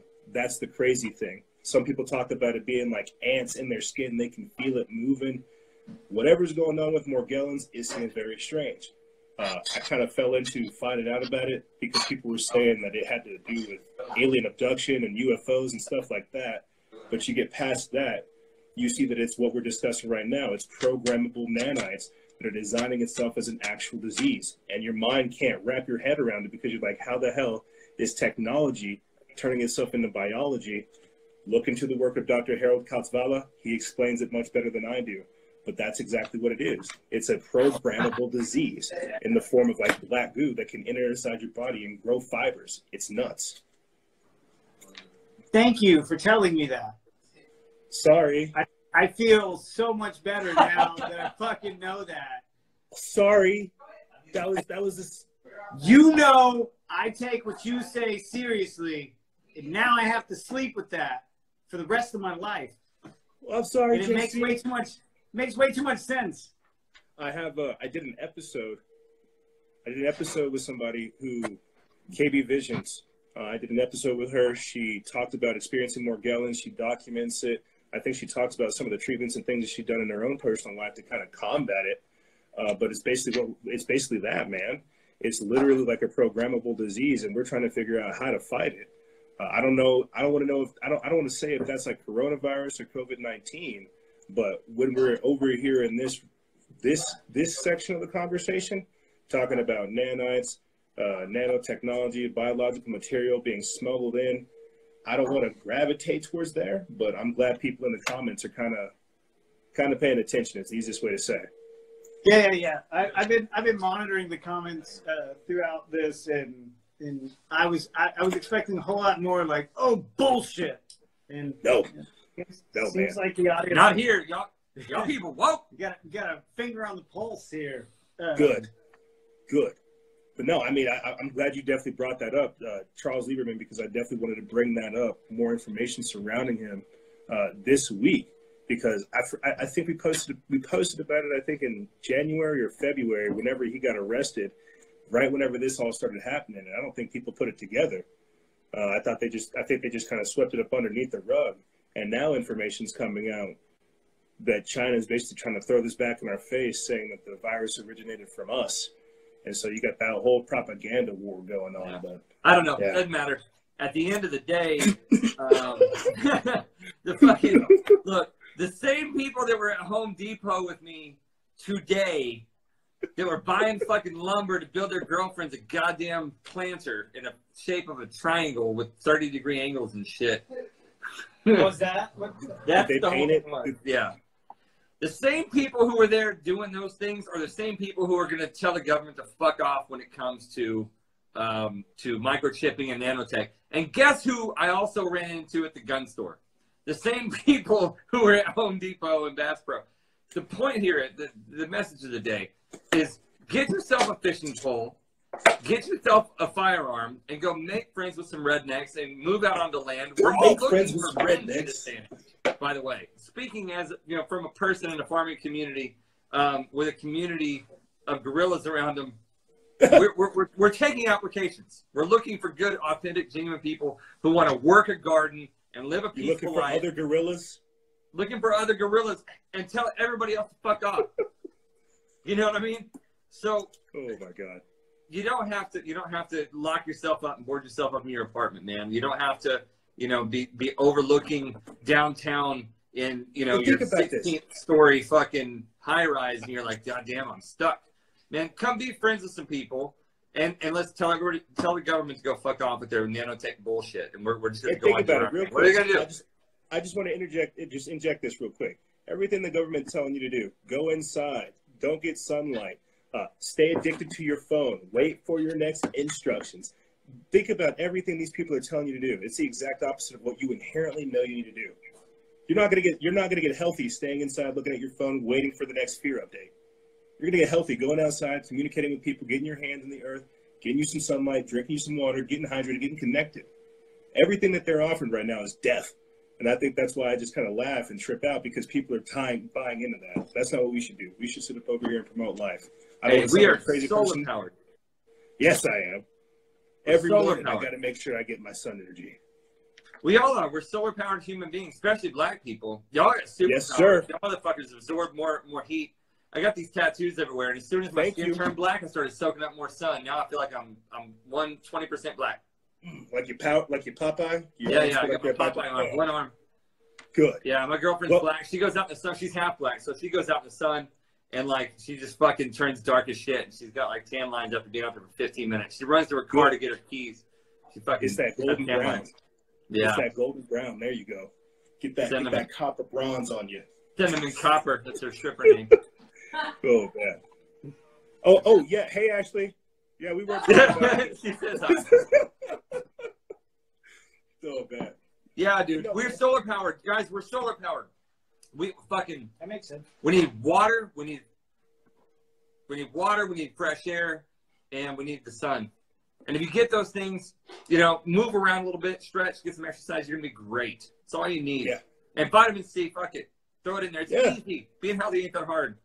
You know what I heard? I heard that this disease was meant to depopulate the earth, and that the elites actually released it on purpose. I don't know how true this is. They released it on purpose, and that it was a huge disappointment because something happened and divinity stepped in and it fucked up the evolution of this virus, and our immune systems reacted and fucked it all up, and it's been a huge disappointment to the elite. And I actually believe that, and I was kind of feeling that before I even heard that. That's why I'm trying my hardest. Release a virus that kills the elderly. Well, it doesn't kill them. They got the thing. They got the thing. They got the thing. JC, do you know what the Georgia Guidestones? No. The what? Oh, they got that old energy. You gonna tell me, Jay? What? What was the question? I asked JC if he heard about the Georgia Guidestones. Oh man, has he not? Have you not heard of the Georgia Guidestones? No, really? I've heard of the Louisiana ones and the Oklahoma ones. Shut the fuck up. Dude, did you hear the California guidelines? Just California guidelines. That's not the California guidelines. You're making that up, man. Are you serious? No. So anybody here who's not heard of the Georgia Guidestones? These are like super deep shit. A lot of people haven't heard of this. Yeah. This is next level shit. So the Georgia Guidestones are in like it's either Elkington County or Elbert County, Georgia. I can't remember, but it's Elberton. Okay. Mm-hmm. So yeah, you're a fucking nerd. So you was just trying to help. I know. Yeah, I don't know. I'm a nerd disappointment because I didn't remember. But they're it's outside of Atlanta, but they're up on a hill, and the Georgia Guidestones are literally a Stonehenge. It's like they were commissioned in like the 1970s by this guy whose name was like R.C. Christian, and it's probably a pseudonym or a fake thing. And he paid cash. It was like $100,000 or something to have this Stonehenge built. And there's astronomical alignments, and there are these commandments written on these stones in like all these different languages. And there's like Egyptian and Hebrew and English and all this other Latin and all this other shit. And there's these new commandments written for the New World Order, essentially. But it's a giant Stonehenge that was commissioned by somebody who had $100,000 cash and a fake name to throw down on some fucking rocks to put in the middle of the field in Georgia. And it has some interesting commandments. Yeah. The very first commandment is maintain humanity under 500 million in perpetual balance with nature. That's the very first thing they say. Oh, like we're 500 million. 500 million total? Yeah, so we're at 7 billion now. So that's killing 90% of the human race. Just get them all of them. And then it just goes on. It says guide reproduction wisely, unite humanity with a living new language, rule passion, faith, tradition, and all things with tempered reason, protect people and nations with fair laws and just courts, let all nations rule internally, resolving external disputes in a world court, avoid petty laws and useless officials, balance personal rights with social duties, prize truth, beauty, love, and seeking harmony with the infinite. And the last one, the 10th commandment, essentially, is be not a cancer on the earth. Leave room for nature. Leave room for nature. It says it twice. All nice and sketchy. So here's what I'm saying, man. Here's the total pole flip of this conversation right now is that what if there was something that was natural and cataclysmic that took place and the lurking remnants of humanity crept their way up that hill in the long forgotten future and they found their way to the footsteps of the Georgia Guidestones? Would they not seem like some divine tablets of cosmic ordination? Oh my God, they would. They would. They would. They would. Mic drop, motherfucker. They would see it as the new guidelines, bro. That's how it works. They had to cause the chaos and then provide the solution. They already got it took. That this is perfect for the apocalypse of the climate change that all these people are talking about. That's exactly what it is. I'm glad that people are saying it in the comments too. It's The Happening. I'm not sure if you guys saw that movie with Mark Wahlberg. It's like M. Night Shyamalan movie, The Happening. Transformers? I fucking love him in Transformers. Fucking Mark Wahlberg. You're talking about The Happening, which... Yeah. Whenever you put a fucking Boston guy in East Texas, he's in Paris, Texas, which is not far from us, and Mark Wahlberg fucked up everything. Well, he was a Boston maybe he cop. just had a sandwich, right? Like, yeah. He was an undercover Boston cop? No? Mark Wahlberg's fucking East Texas accent in Transformers number 25,000 was terrible. I can't imagine Mark Wahlberg with his Boston accent trying to be like Texan. I can't imagine it. And East Texas is way thicker than us. It's way more Texan than us. I'm trying to work on my accent these days. That's way it doesn't sound so crazy, but no, man, the world that we're living in is crazy. And I'm grateful for these type of conversations. Let's plug some good music. Hey, look, let's just plug some good music. Have you been listening to Trevor Hall lately? I have not. So every time I listen to him, I think of you. I hope you do. No homo. Yeah, no homo. Every time I hear Uncle Joe, I think of you. So listen, during this time, people need to be exercising. They need to be drinking water. They need to be eating their fruits and veggies and moving and communicating with their families and getting the sun and the fresh air and the water we're talking about. But you also need to listen to music. Yes. Guys, listen to music, man. Music is medicine. Like everything, it's either medicine or poison. I don't think I would be able to make it through doing all this stuff that I'm doing without playing 432 hertz or 550 hertz music. I play binaural beats throughout like the entire house. Space ambient music, meditation music, trance music, sleep-inducing music. I walk around the house. I have different stations playing binaural beats to help get my mind thinking in the right way. Don't listen to, I don't listen to Fox, CNN, MSNBC, C-SPAN. I don't do that. I listen to like the ambient chill music, and I let that guide me. I get control of my thoughts while I'm in space. Space Cadet. We got a question from somebody that I think is the most crucial question to answer in this moment. And if you go back and listen to this whole transmission tomorrow, because we will save this, but here's the question that needs to be answered. How do you stay calm knowing all these things? I don't. I'm always angry. I am. That's the answer, right? It's so true, though. Oh man, dude, I'll let you answer that because I'll just go off. You fucking maniac! I love you so much.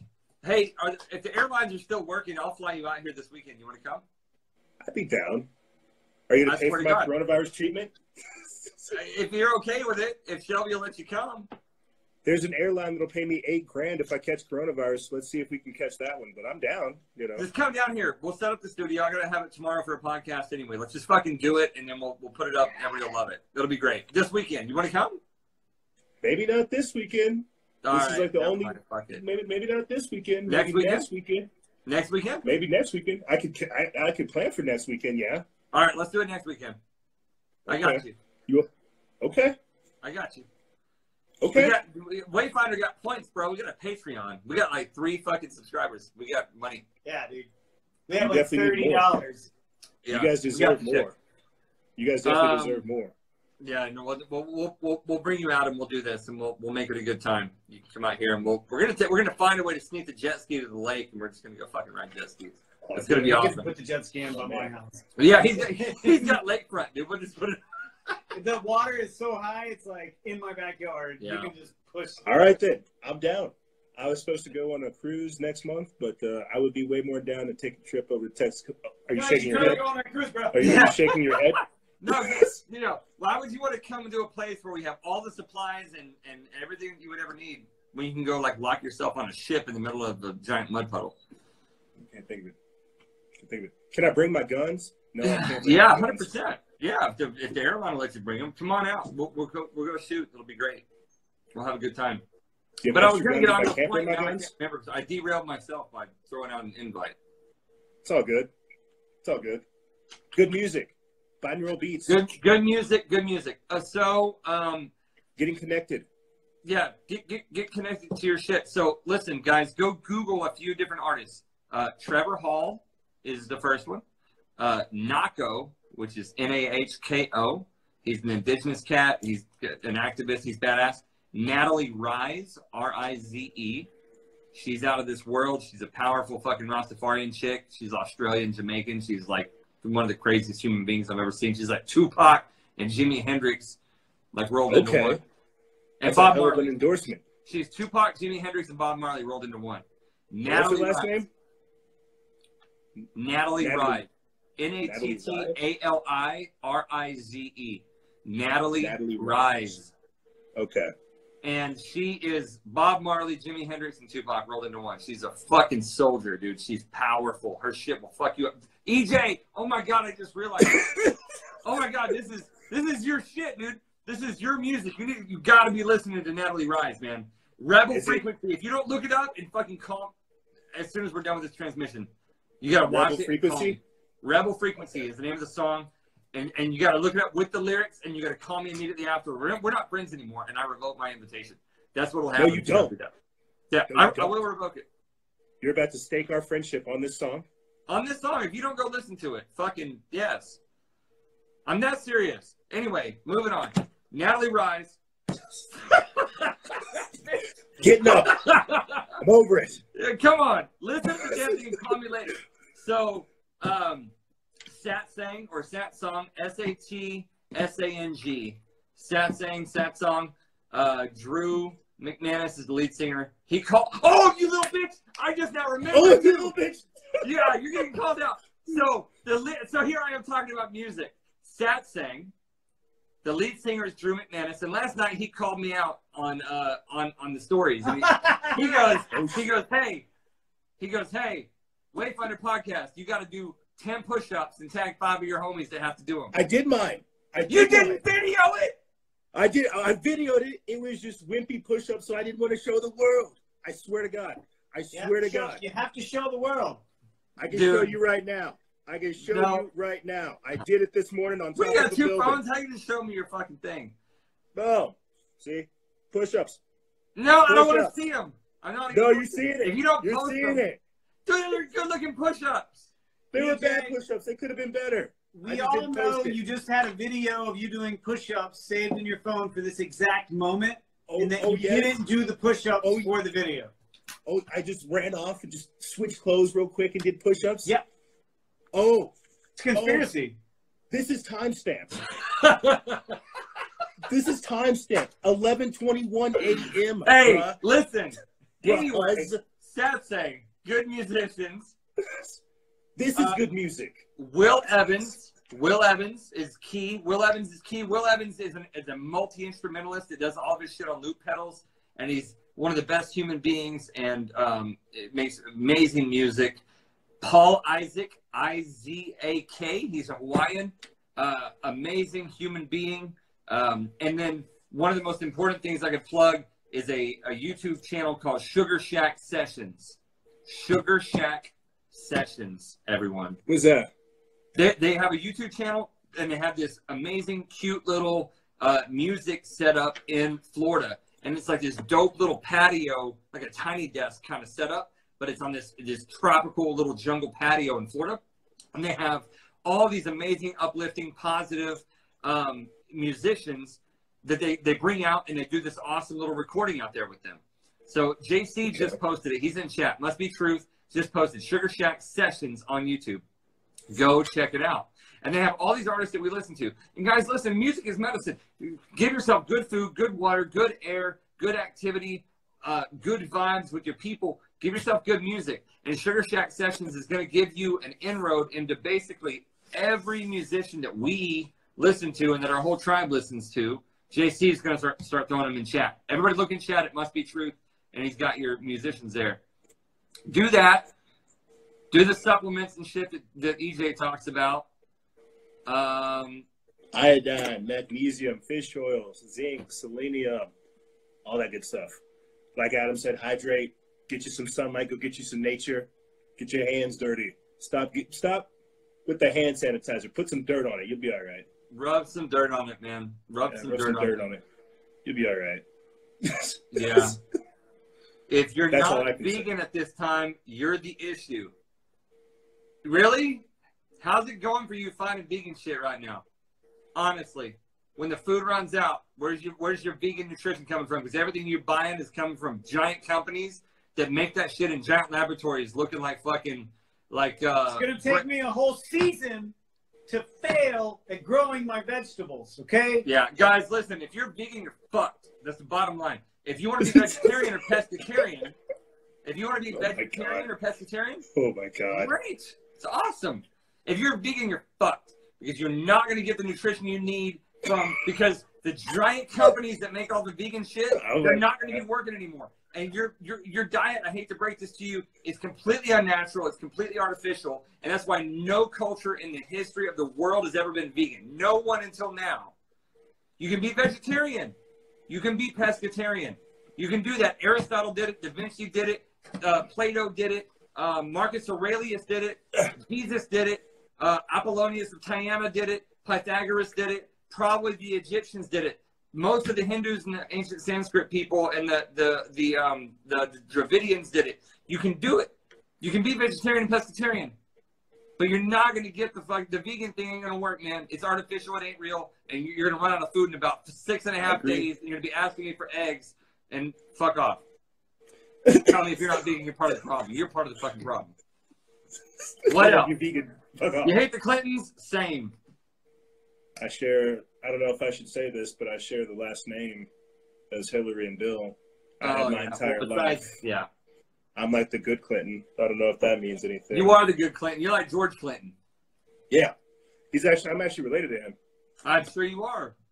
Yeah. That was kind of racist. My dad's. It was subconscious. No, bro. He's my dad's cousin. Yeah, we'll talk. It's not racist, but all black people don't know each other. We're just all cool, dude. I can't wait for you to come out. We're gonna have such a good time. These people watching, we love you guys so much. You guys are the reason we do everything. You guys are getting like a filtered version of just like of how like normal this is. Yeah. When EJ's here, it's out of this fucking world. All right, let's see. How to stay calm being so woke. Same guy. But we didn't answer. I didn't answer because I ran off. That's what happened. How to stay calm. How to stay calm. We're obviously super calm. Yeah, by the way. We're obviously not overly stressing here. Have these kind of conversations. Go out there, speak with people. Really work through it. I was trying to break it down to other people. Have faith. You're going to be tested. Get prepared. Don't be scared. Try to match your fear, because I was talking to some of the other pages out there freaking out about all this. I said the easiest way you can get through this is match your fear with preparedness. If you're worried about stuff, start getting storable goods. If you want to try to take care of yourself, get vitamins. If you're really worried about these things, filter your water. If you're really worried, match your fear with preparedness. You'll be all right. The easiest antidote to fear is the truth. That's the easiest thing I can say. And if you live in truth, if you seek the truth, you will know the truth and you will live after it. But if you're looking for lies, deceit, manipulation, confusion, insecurity, doubt, all the worst negative emotions, you're never going to find it. So to answer the question simply, how to work through this, knowing all these different types of things, you're never going to know. Whenever I first started, I hate to say it, I used to drink a lot. Then I started smoking a lot. And I realized the power of working out, and the power of getting out there in nature, the power of taking care of the chickens, the power of getting out there in the yard. At every stage of your awakening process, you're going to have different things to help counterbalance the stress that you're under. Whether or not you recognize that you're at a different phase and that you need to have different things go on, that's upon the end user. If you would have told me a couple years ago I'd be addicted to fish oil and magnesium and water as much as I am now, I'd have laughed at you. But that's because I wasn't at that point that I was. Now that I've grown, not only in my knowledge and my understanding and in my life path, you find different things. So there's no real easy way to answer it other than adapting. Yeah, that's it. Be confident. Be confident in the material world, in the physical world, and be confident in the spiritual world. Yes. Look, the question that you're asking, how are you calm in the face of all this knowledge, is really the same answer as how are you calm in the face of everyday life, period. Right? And the only way you should be calm in your life, period, is if you are confident in the physical world and you're confident in the spiritual world. And if you're not, then any sense of security you have is a false one. Yes. I trust my capabilities. I trust myself. I trust what I've cultivated. I trust the people that I've put myself around. And in that sense, I'm calm. Yeah, that's it. I know what I'm capable of. Well, if you go up on the side of a mountain and it's freezing cold, the most calming thing that you can, the most calming situation you can find yourself in is one in which you are capable of building a fire. Chopping the wood. Tell them the story, Adam. Yeah, tell them about the man that chops his own wood. How he He who chops his own wood heats himself twice, bro. He who chops his own wood heats himself twice. And so if you go up onto a freezing mountain, the best situation you can find yourself in is the one in which you can build a fire. And so if you find yourself, if we were in a zombie apocalypse, right? Let me take that metaphor to a different direction.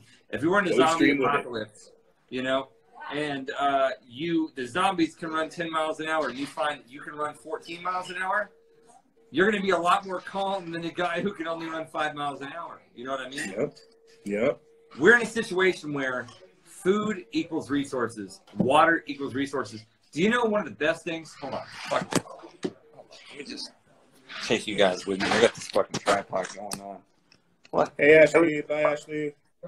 Hello. Bye. Pouring tequila shots. All right, I so wish look. I was there. Yeah, we wish you were here too. But look, do you know one of the happiest things in the world to me, man? Hold on, I got a cut up kiddie pool that I just cut up. But one of the things that makes me happiest, the dogs destroyed the kiddie pool. But look, there's 150 pounds of chicken feed. There's 100 pounds of cat food. There's 200 pounds of dog food. There's hay for the chickens, and there's 60 gallons of water. Good. You know what I mean? Good. And then we're building planters and shit over here, but we've got additional supplies. I don't usually show this shit to people, but we've got endless shit on top of the things that we got, and we got a second fridge and freezer. Good. And if you're doing the things, you know you need to do, and we're staying fit, and we're stretching, and we're eating, and we're drinking, and you know we're stocked up on every other thing that people need. No. I did not. He also gave out his address and his license plate. It was a bad idea. I love your household. Look at this. Ashley picked this out. Hold on, I gotta show you. Come sit on the porch with me. Yeah. That's currently where Shelby's watching us right now. Yeah. Watching on the porch with our dogs and chickens. Yeah, that's it. So look, man. Yeah. If you guys go build relationships with the people that you should be hanging out with anyway, and you go get yourself situated into a lifestyle that you're happy with, you got nothing to worry about, man. It's all going to be good. Nope. Quit worrying. Have faith. It's gonna work out. There's a divine ordinance to this whole thing. It's all ordered, and there's a spiral that starts inside of here and here, and that spiral is determined by your thoughts and your words and the actions that fruit from them. And if you start from a place of fear, it's going to spiral into a bunch of poor decision making. You're going to make the wrong decisions. If you start from a place of confidence and competence, which comes from a place of knowing, which comes from a place of self-awareness and doing what you need to do, you're going to be good. That's why I think that's why I get frustrated, is because I'm seeing these studies. I see that the solutions are there. I see that this isn't major, and I see all this panic, and I'm like, I know it's not I know this is manufactured. It's like you're saying, get prepared, get aware, see the problem, come up with a solution, work the plan. People don't have that kind of mindset, though. They want to get involved in the hysteria, in the antics, and the melodrama. Because it's easier. It's easier than getting prepared. It's easier than slowing down. It's easier than getting focused. Here, let's ask some of these shit talkers in chat what they want to talk about. You guys say it's dead. What do you want? Oh, don't listen to that guy. People in the comments are definitely vibing. Could this virus just be nature? Pandemics have killed millions before. Recently, the Spanish flu. People said I was crazy. I know they're all questioning their own thoughts. I tried to red pill them deep. Let's see. Well, if somebody's got a valid question, I want to answer it. If somebody's just talking shit, you go fuck yourself. Get out of chat. I don't need you. EJ don't need you. They're probably talking shit, bro. That's all they know how to do. Care. That's all they know how to do. Hold on. Give them a nugget. Yeah, you want to answer? I'll give you an answer. If you want to troll, I just block and fuck you.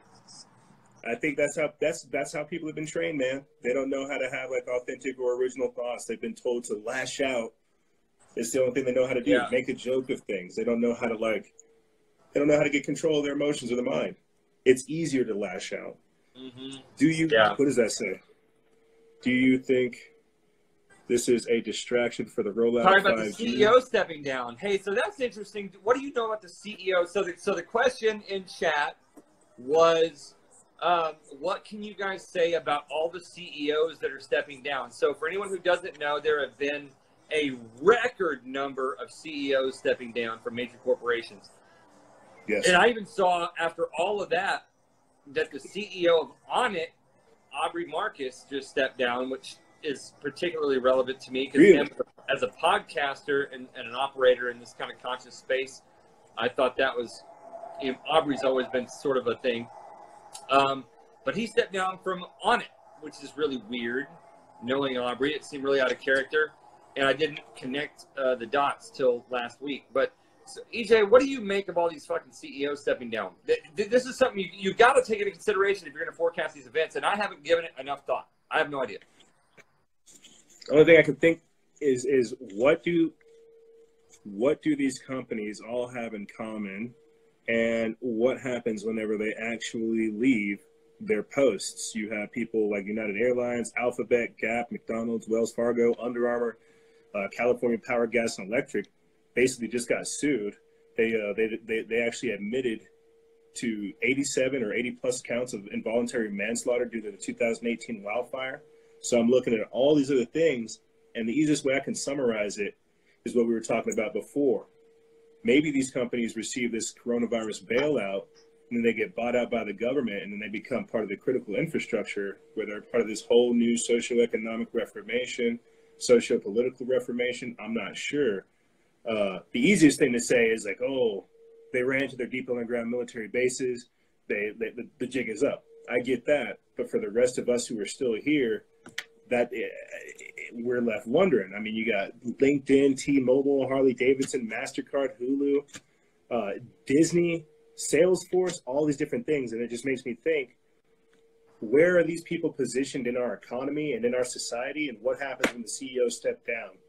Like Bill Gates stepping down from Microsoft, but then in that very same week, offering the people of Seattle at-home test kits for the coronavirus.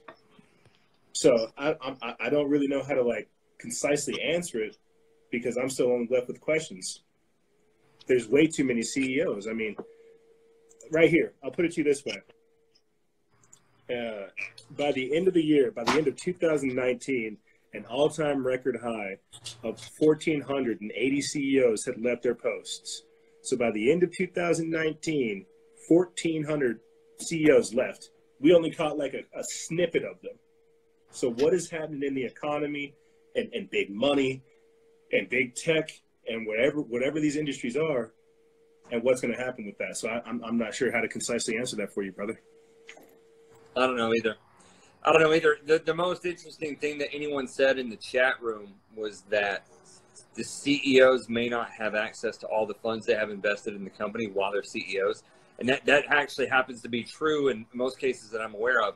The CEO has live stock bought into the company, invested in the company while they are working there, and that keeps their fiduciary responsibility anchored at the company. Whenever they step down, they can liquidate, take all their money out of the company, and go do what they want.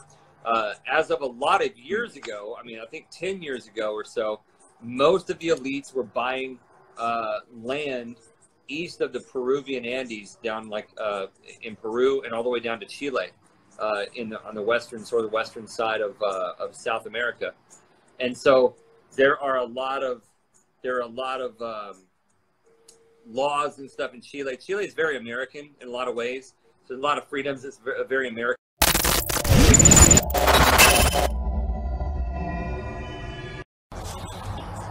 All right, guys, I'm going to go for just a minute. We're going to close this out. If you're watching, we're going to close this out here in the next couple of minutes. And then I'm going to get back on and play music in a little bit. It'll be great. We'll have a good time. What up, guys? All the people joining.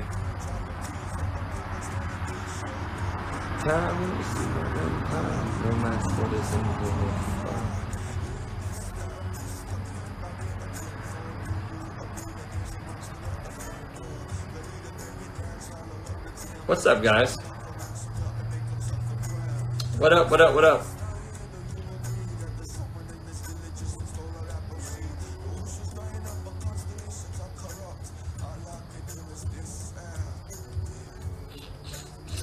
What's up, guys? Hey, EJ, do you want to bounce on this? Let's do a minute. Here, let's wrap this up so everybody can do their thing.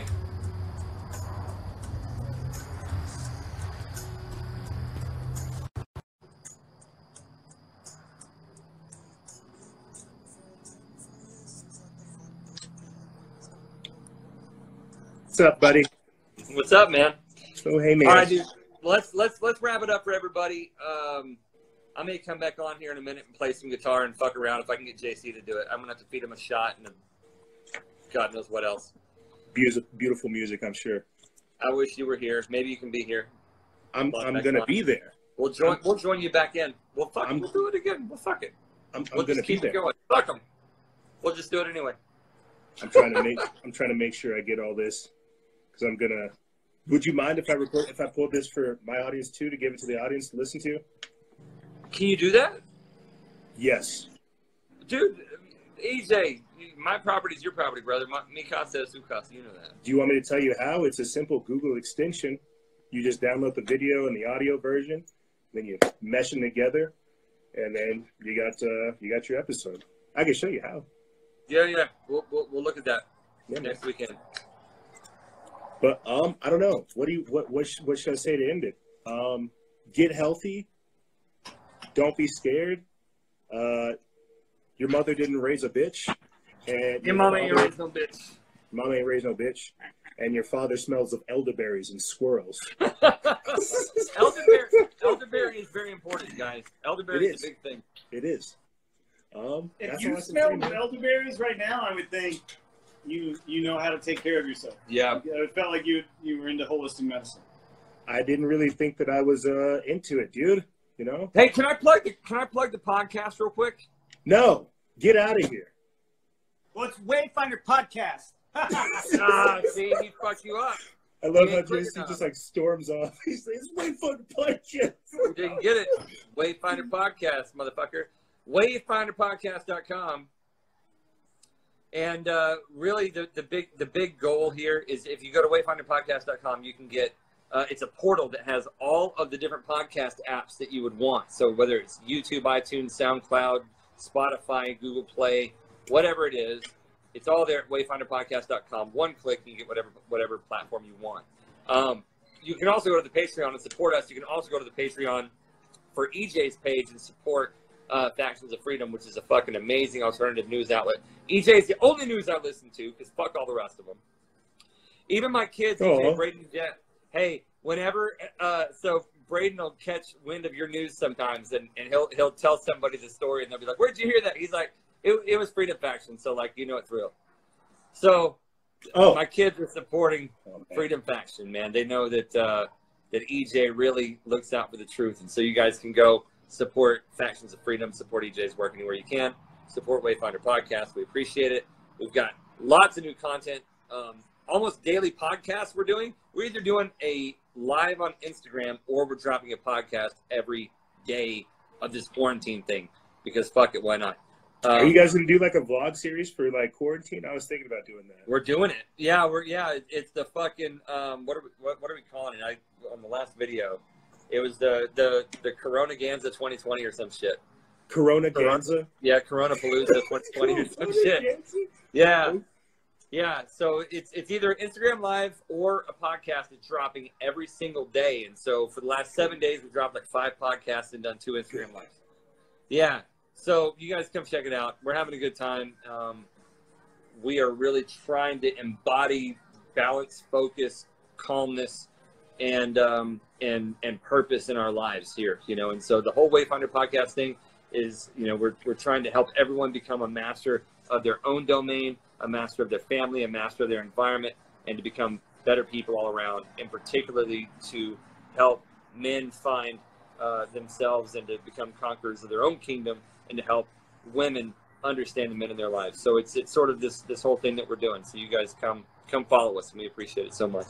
Are these those aforementioned gorillas that you said I needed to join up with or find? Oh, you're already part of the gorillas, bro. Ah, okay. You know that. You just happen to be like 600 miles away. Oh, I'm an honorary gorilla. No racism, no homo. Not honorary. No. No. You're all in, dude. You show up anytime. You're like a lieutenant. Yeah. All right, I'll take it. Lieutenant Gorilla J. Mm-hmm. Oh man, yeah, it's so nice to see you guys like in these trying times. It's good to see. Yeah, you guys are keeping your head you can level. tell that we're having a hard time, man. It's really. Shucks, really, I don't know really how you're gonna get by. I don't know how you're gonna get by with those tequila shots and all that toilet paper. Shucks, man. Yeah, if you guys are looking for the 10 Commandments we mentioned earlier, that was the Georgia Guidestones. You guys can Google the Georgia Guidestones. If you want to be calm during these times, have faith that it all works out. What we found is that people get really worried and anxious when they feel like they don't have the weaponry and armory to survive or to be, to be formidable in their environment. And you can be formidable just by having faith and giving yourself some basic education on the things that you need. Boy, and this is joking, but it's also serious. With the freaking toilet paper situation, anybody that needs to hear this, 3 squares will get the job done. And you're going to wash your hands afterwards. You're going to wash your hands. If you don't wash your hands after you wipe your ass, you're doing it wrong already, so you don't have to worry about running out of toilet paper. But 3 squares, and that roll of toilet paper will last you so long, you'll be so surprised. Your septic system in your house will love you for it. Quit freaking out about stupid crap like disposable goods. Honestly, a warm washcloth will get the job done. You just got to do more laundry. Yeah, so, you just got to do more laundry if it's a cloth. Don't buy into all of the craziness that, all this stuff's getting off the shelves and I don't have it. There's always a way through. So 3 squares. That's really adapt and overcome. If this 2-hour conversation has led to anything important for me, EJ, to say 3 squares. Oh, that's all I wanted to say. Oh, that's all I wanted to say. That's how you want to summarize it? Yeah, I mean, not for everybody, but for me, from my perspective, 3 squares. Just use 3 squares. If you need more than that, that's fine. Maybe shave. I just want to say this, and I'm gonna let you guys go. I wish I was there, but I'll say this, and I'm gonna let you guys go. There's a concept I'm trying to figure out how to explain more on the show. It's the evolution of warfare. It's no more bang bang, shoot 'em up, you're dead. It's spiritual warfare, biological warfare, emotional warfare, psychological warfare. And we are in the days and the times where you've got to get trained up. That's all we're talking about. Adam, JC, I want to say thank you guys so much for having me. Next week, maybe next week, I'll be out there with you guys, but I just want to say thank you so much for having me. We need to do this again if you're just sitting around your house, because we are. So we should do this again. You guys can come by if you want. I mean, we got more than enough open rooms and toilet paper for both you guys and your families. You don't have enough toilet paper for me because I'm not using 3 squares. You better stop dropping He's a bombs. 6-square guy. You better stop dropping bombs. All right, guys. It says burritos, bro. Guys, I love stay you, safe man. out there. Bye, guys. Let's talk later. Tomorrow, come back. Later. I fucking love him. Yeah, he's a fucking man. He's one of my favorite people in the world. One of my favorite fucking people. You know what I was thinking of? I was thinking of Sturgill Simpson. Yeah.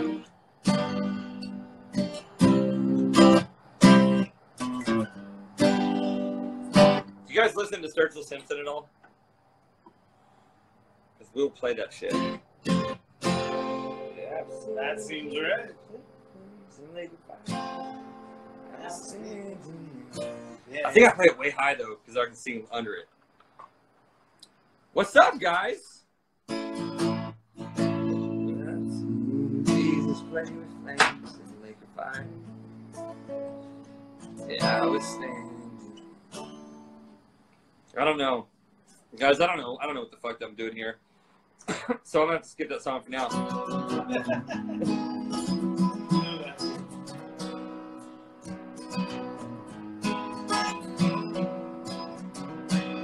The lockdown's being done in April. I don't know about that.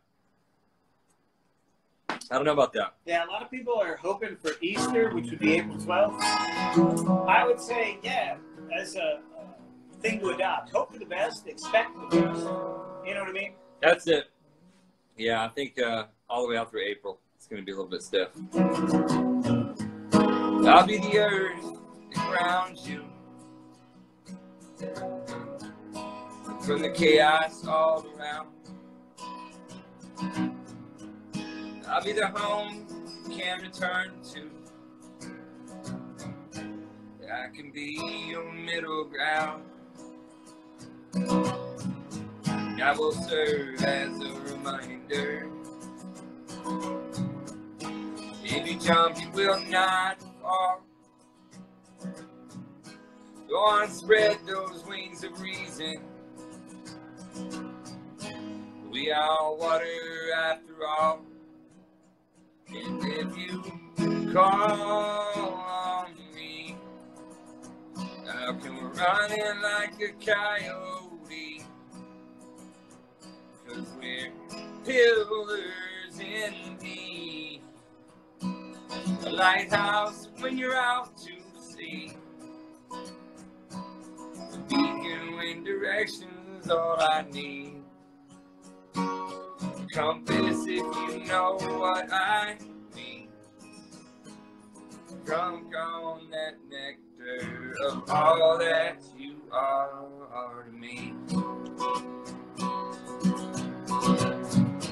You can trust me in my instincts. They're like that of a bird. When I am loyal, I will feed you. Sing you songs you never heard. Who wants to wear the hat this morning? I reckon neither of us care. 'Cause there is more to life than leading. And I would follow you, I swear. And if you call on me, I'll come running like a coyote.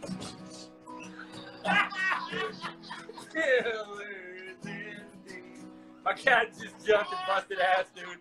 The cat just didn't make it.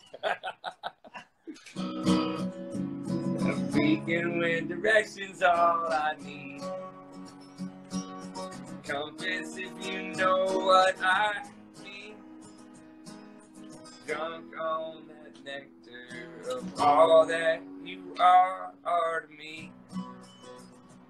And I will always share my fire.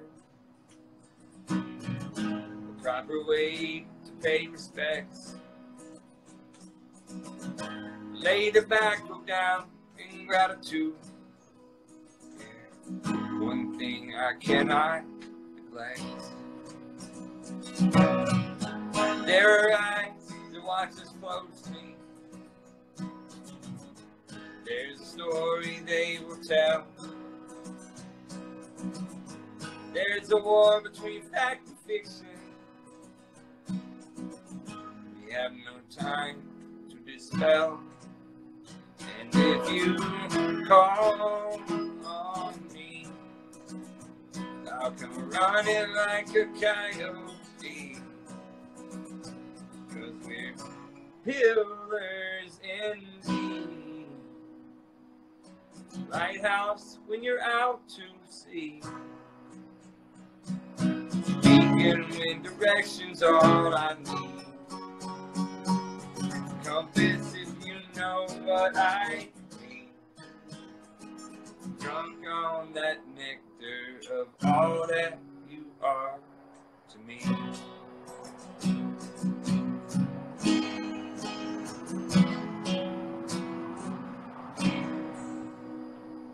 It's a song called Tusk Pies by Nahko, Nahko. Go look it out.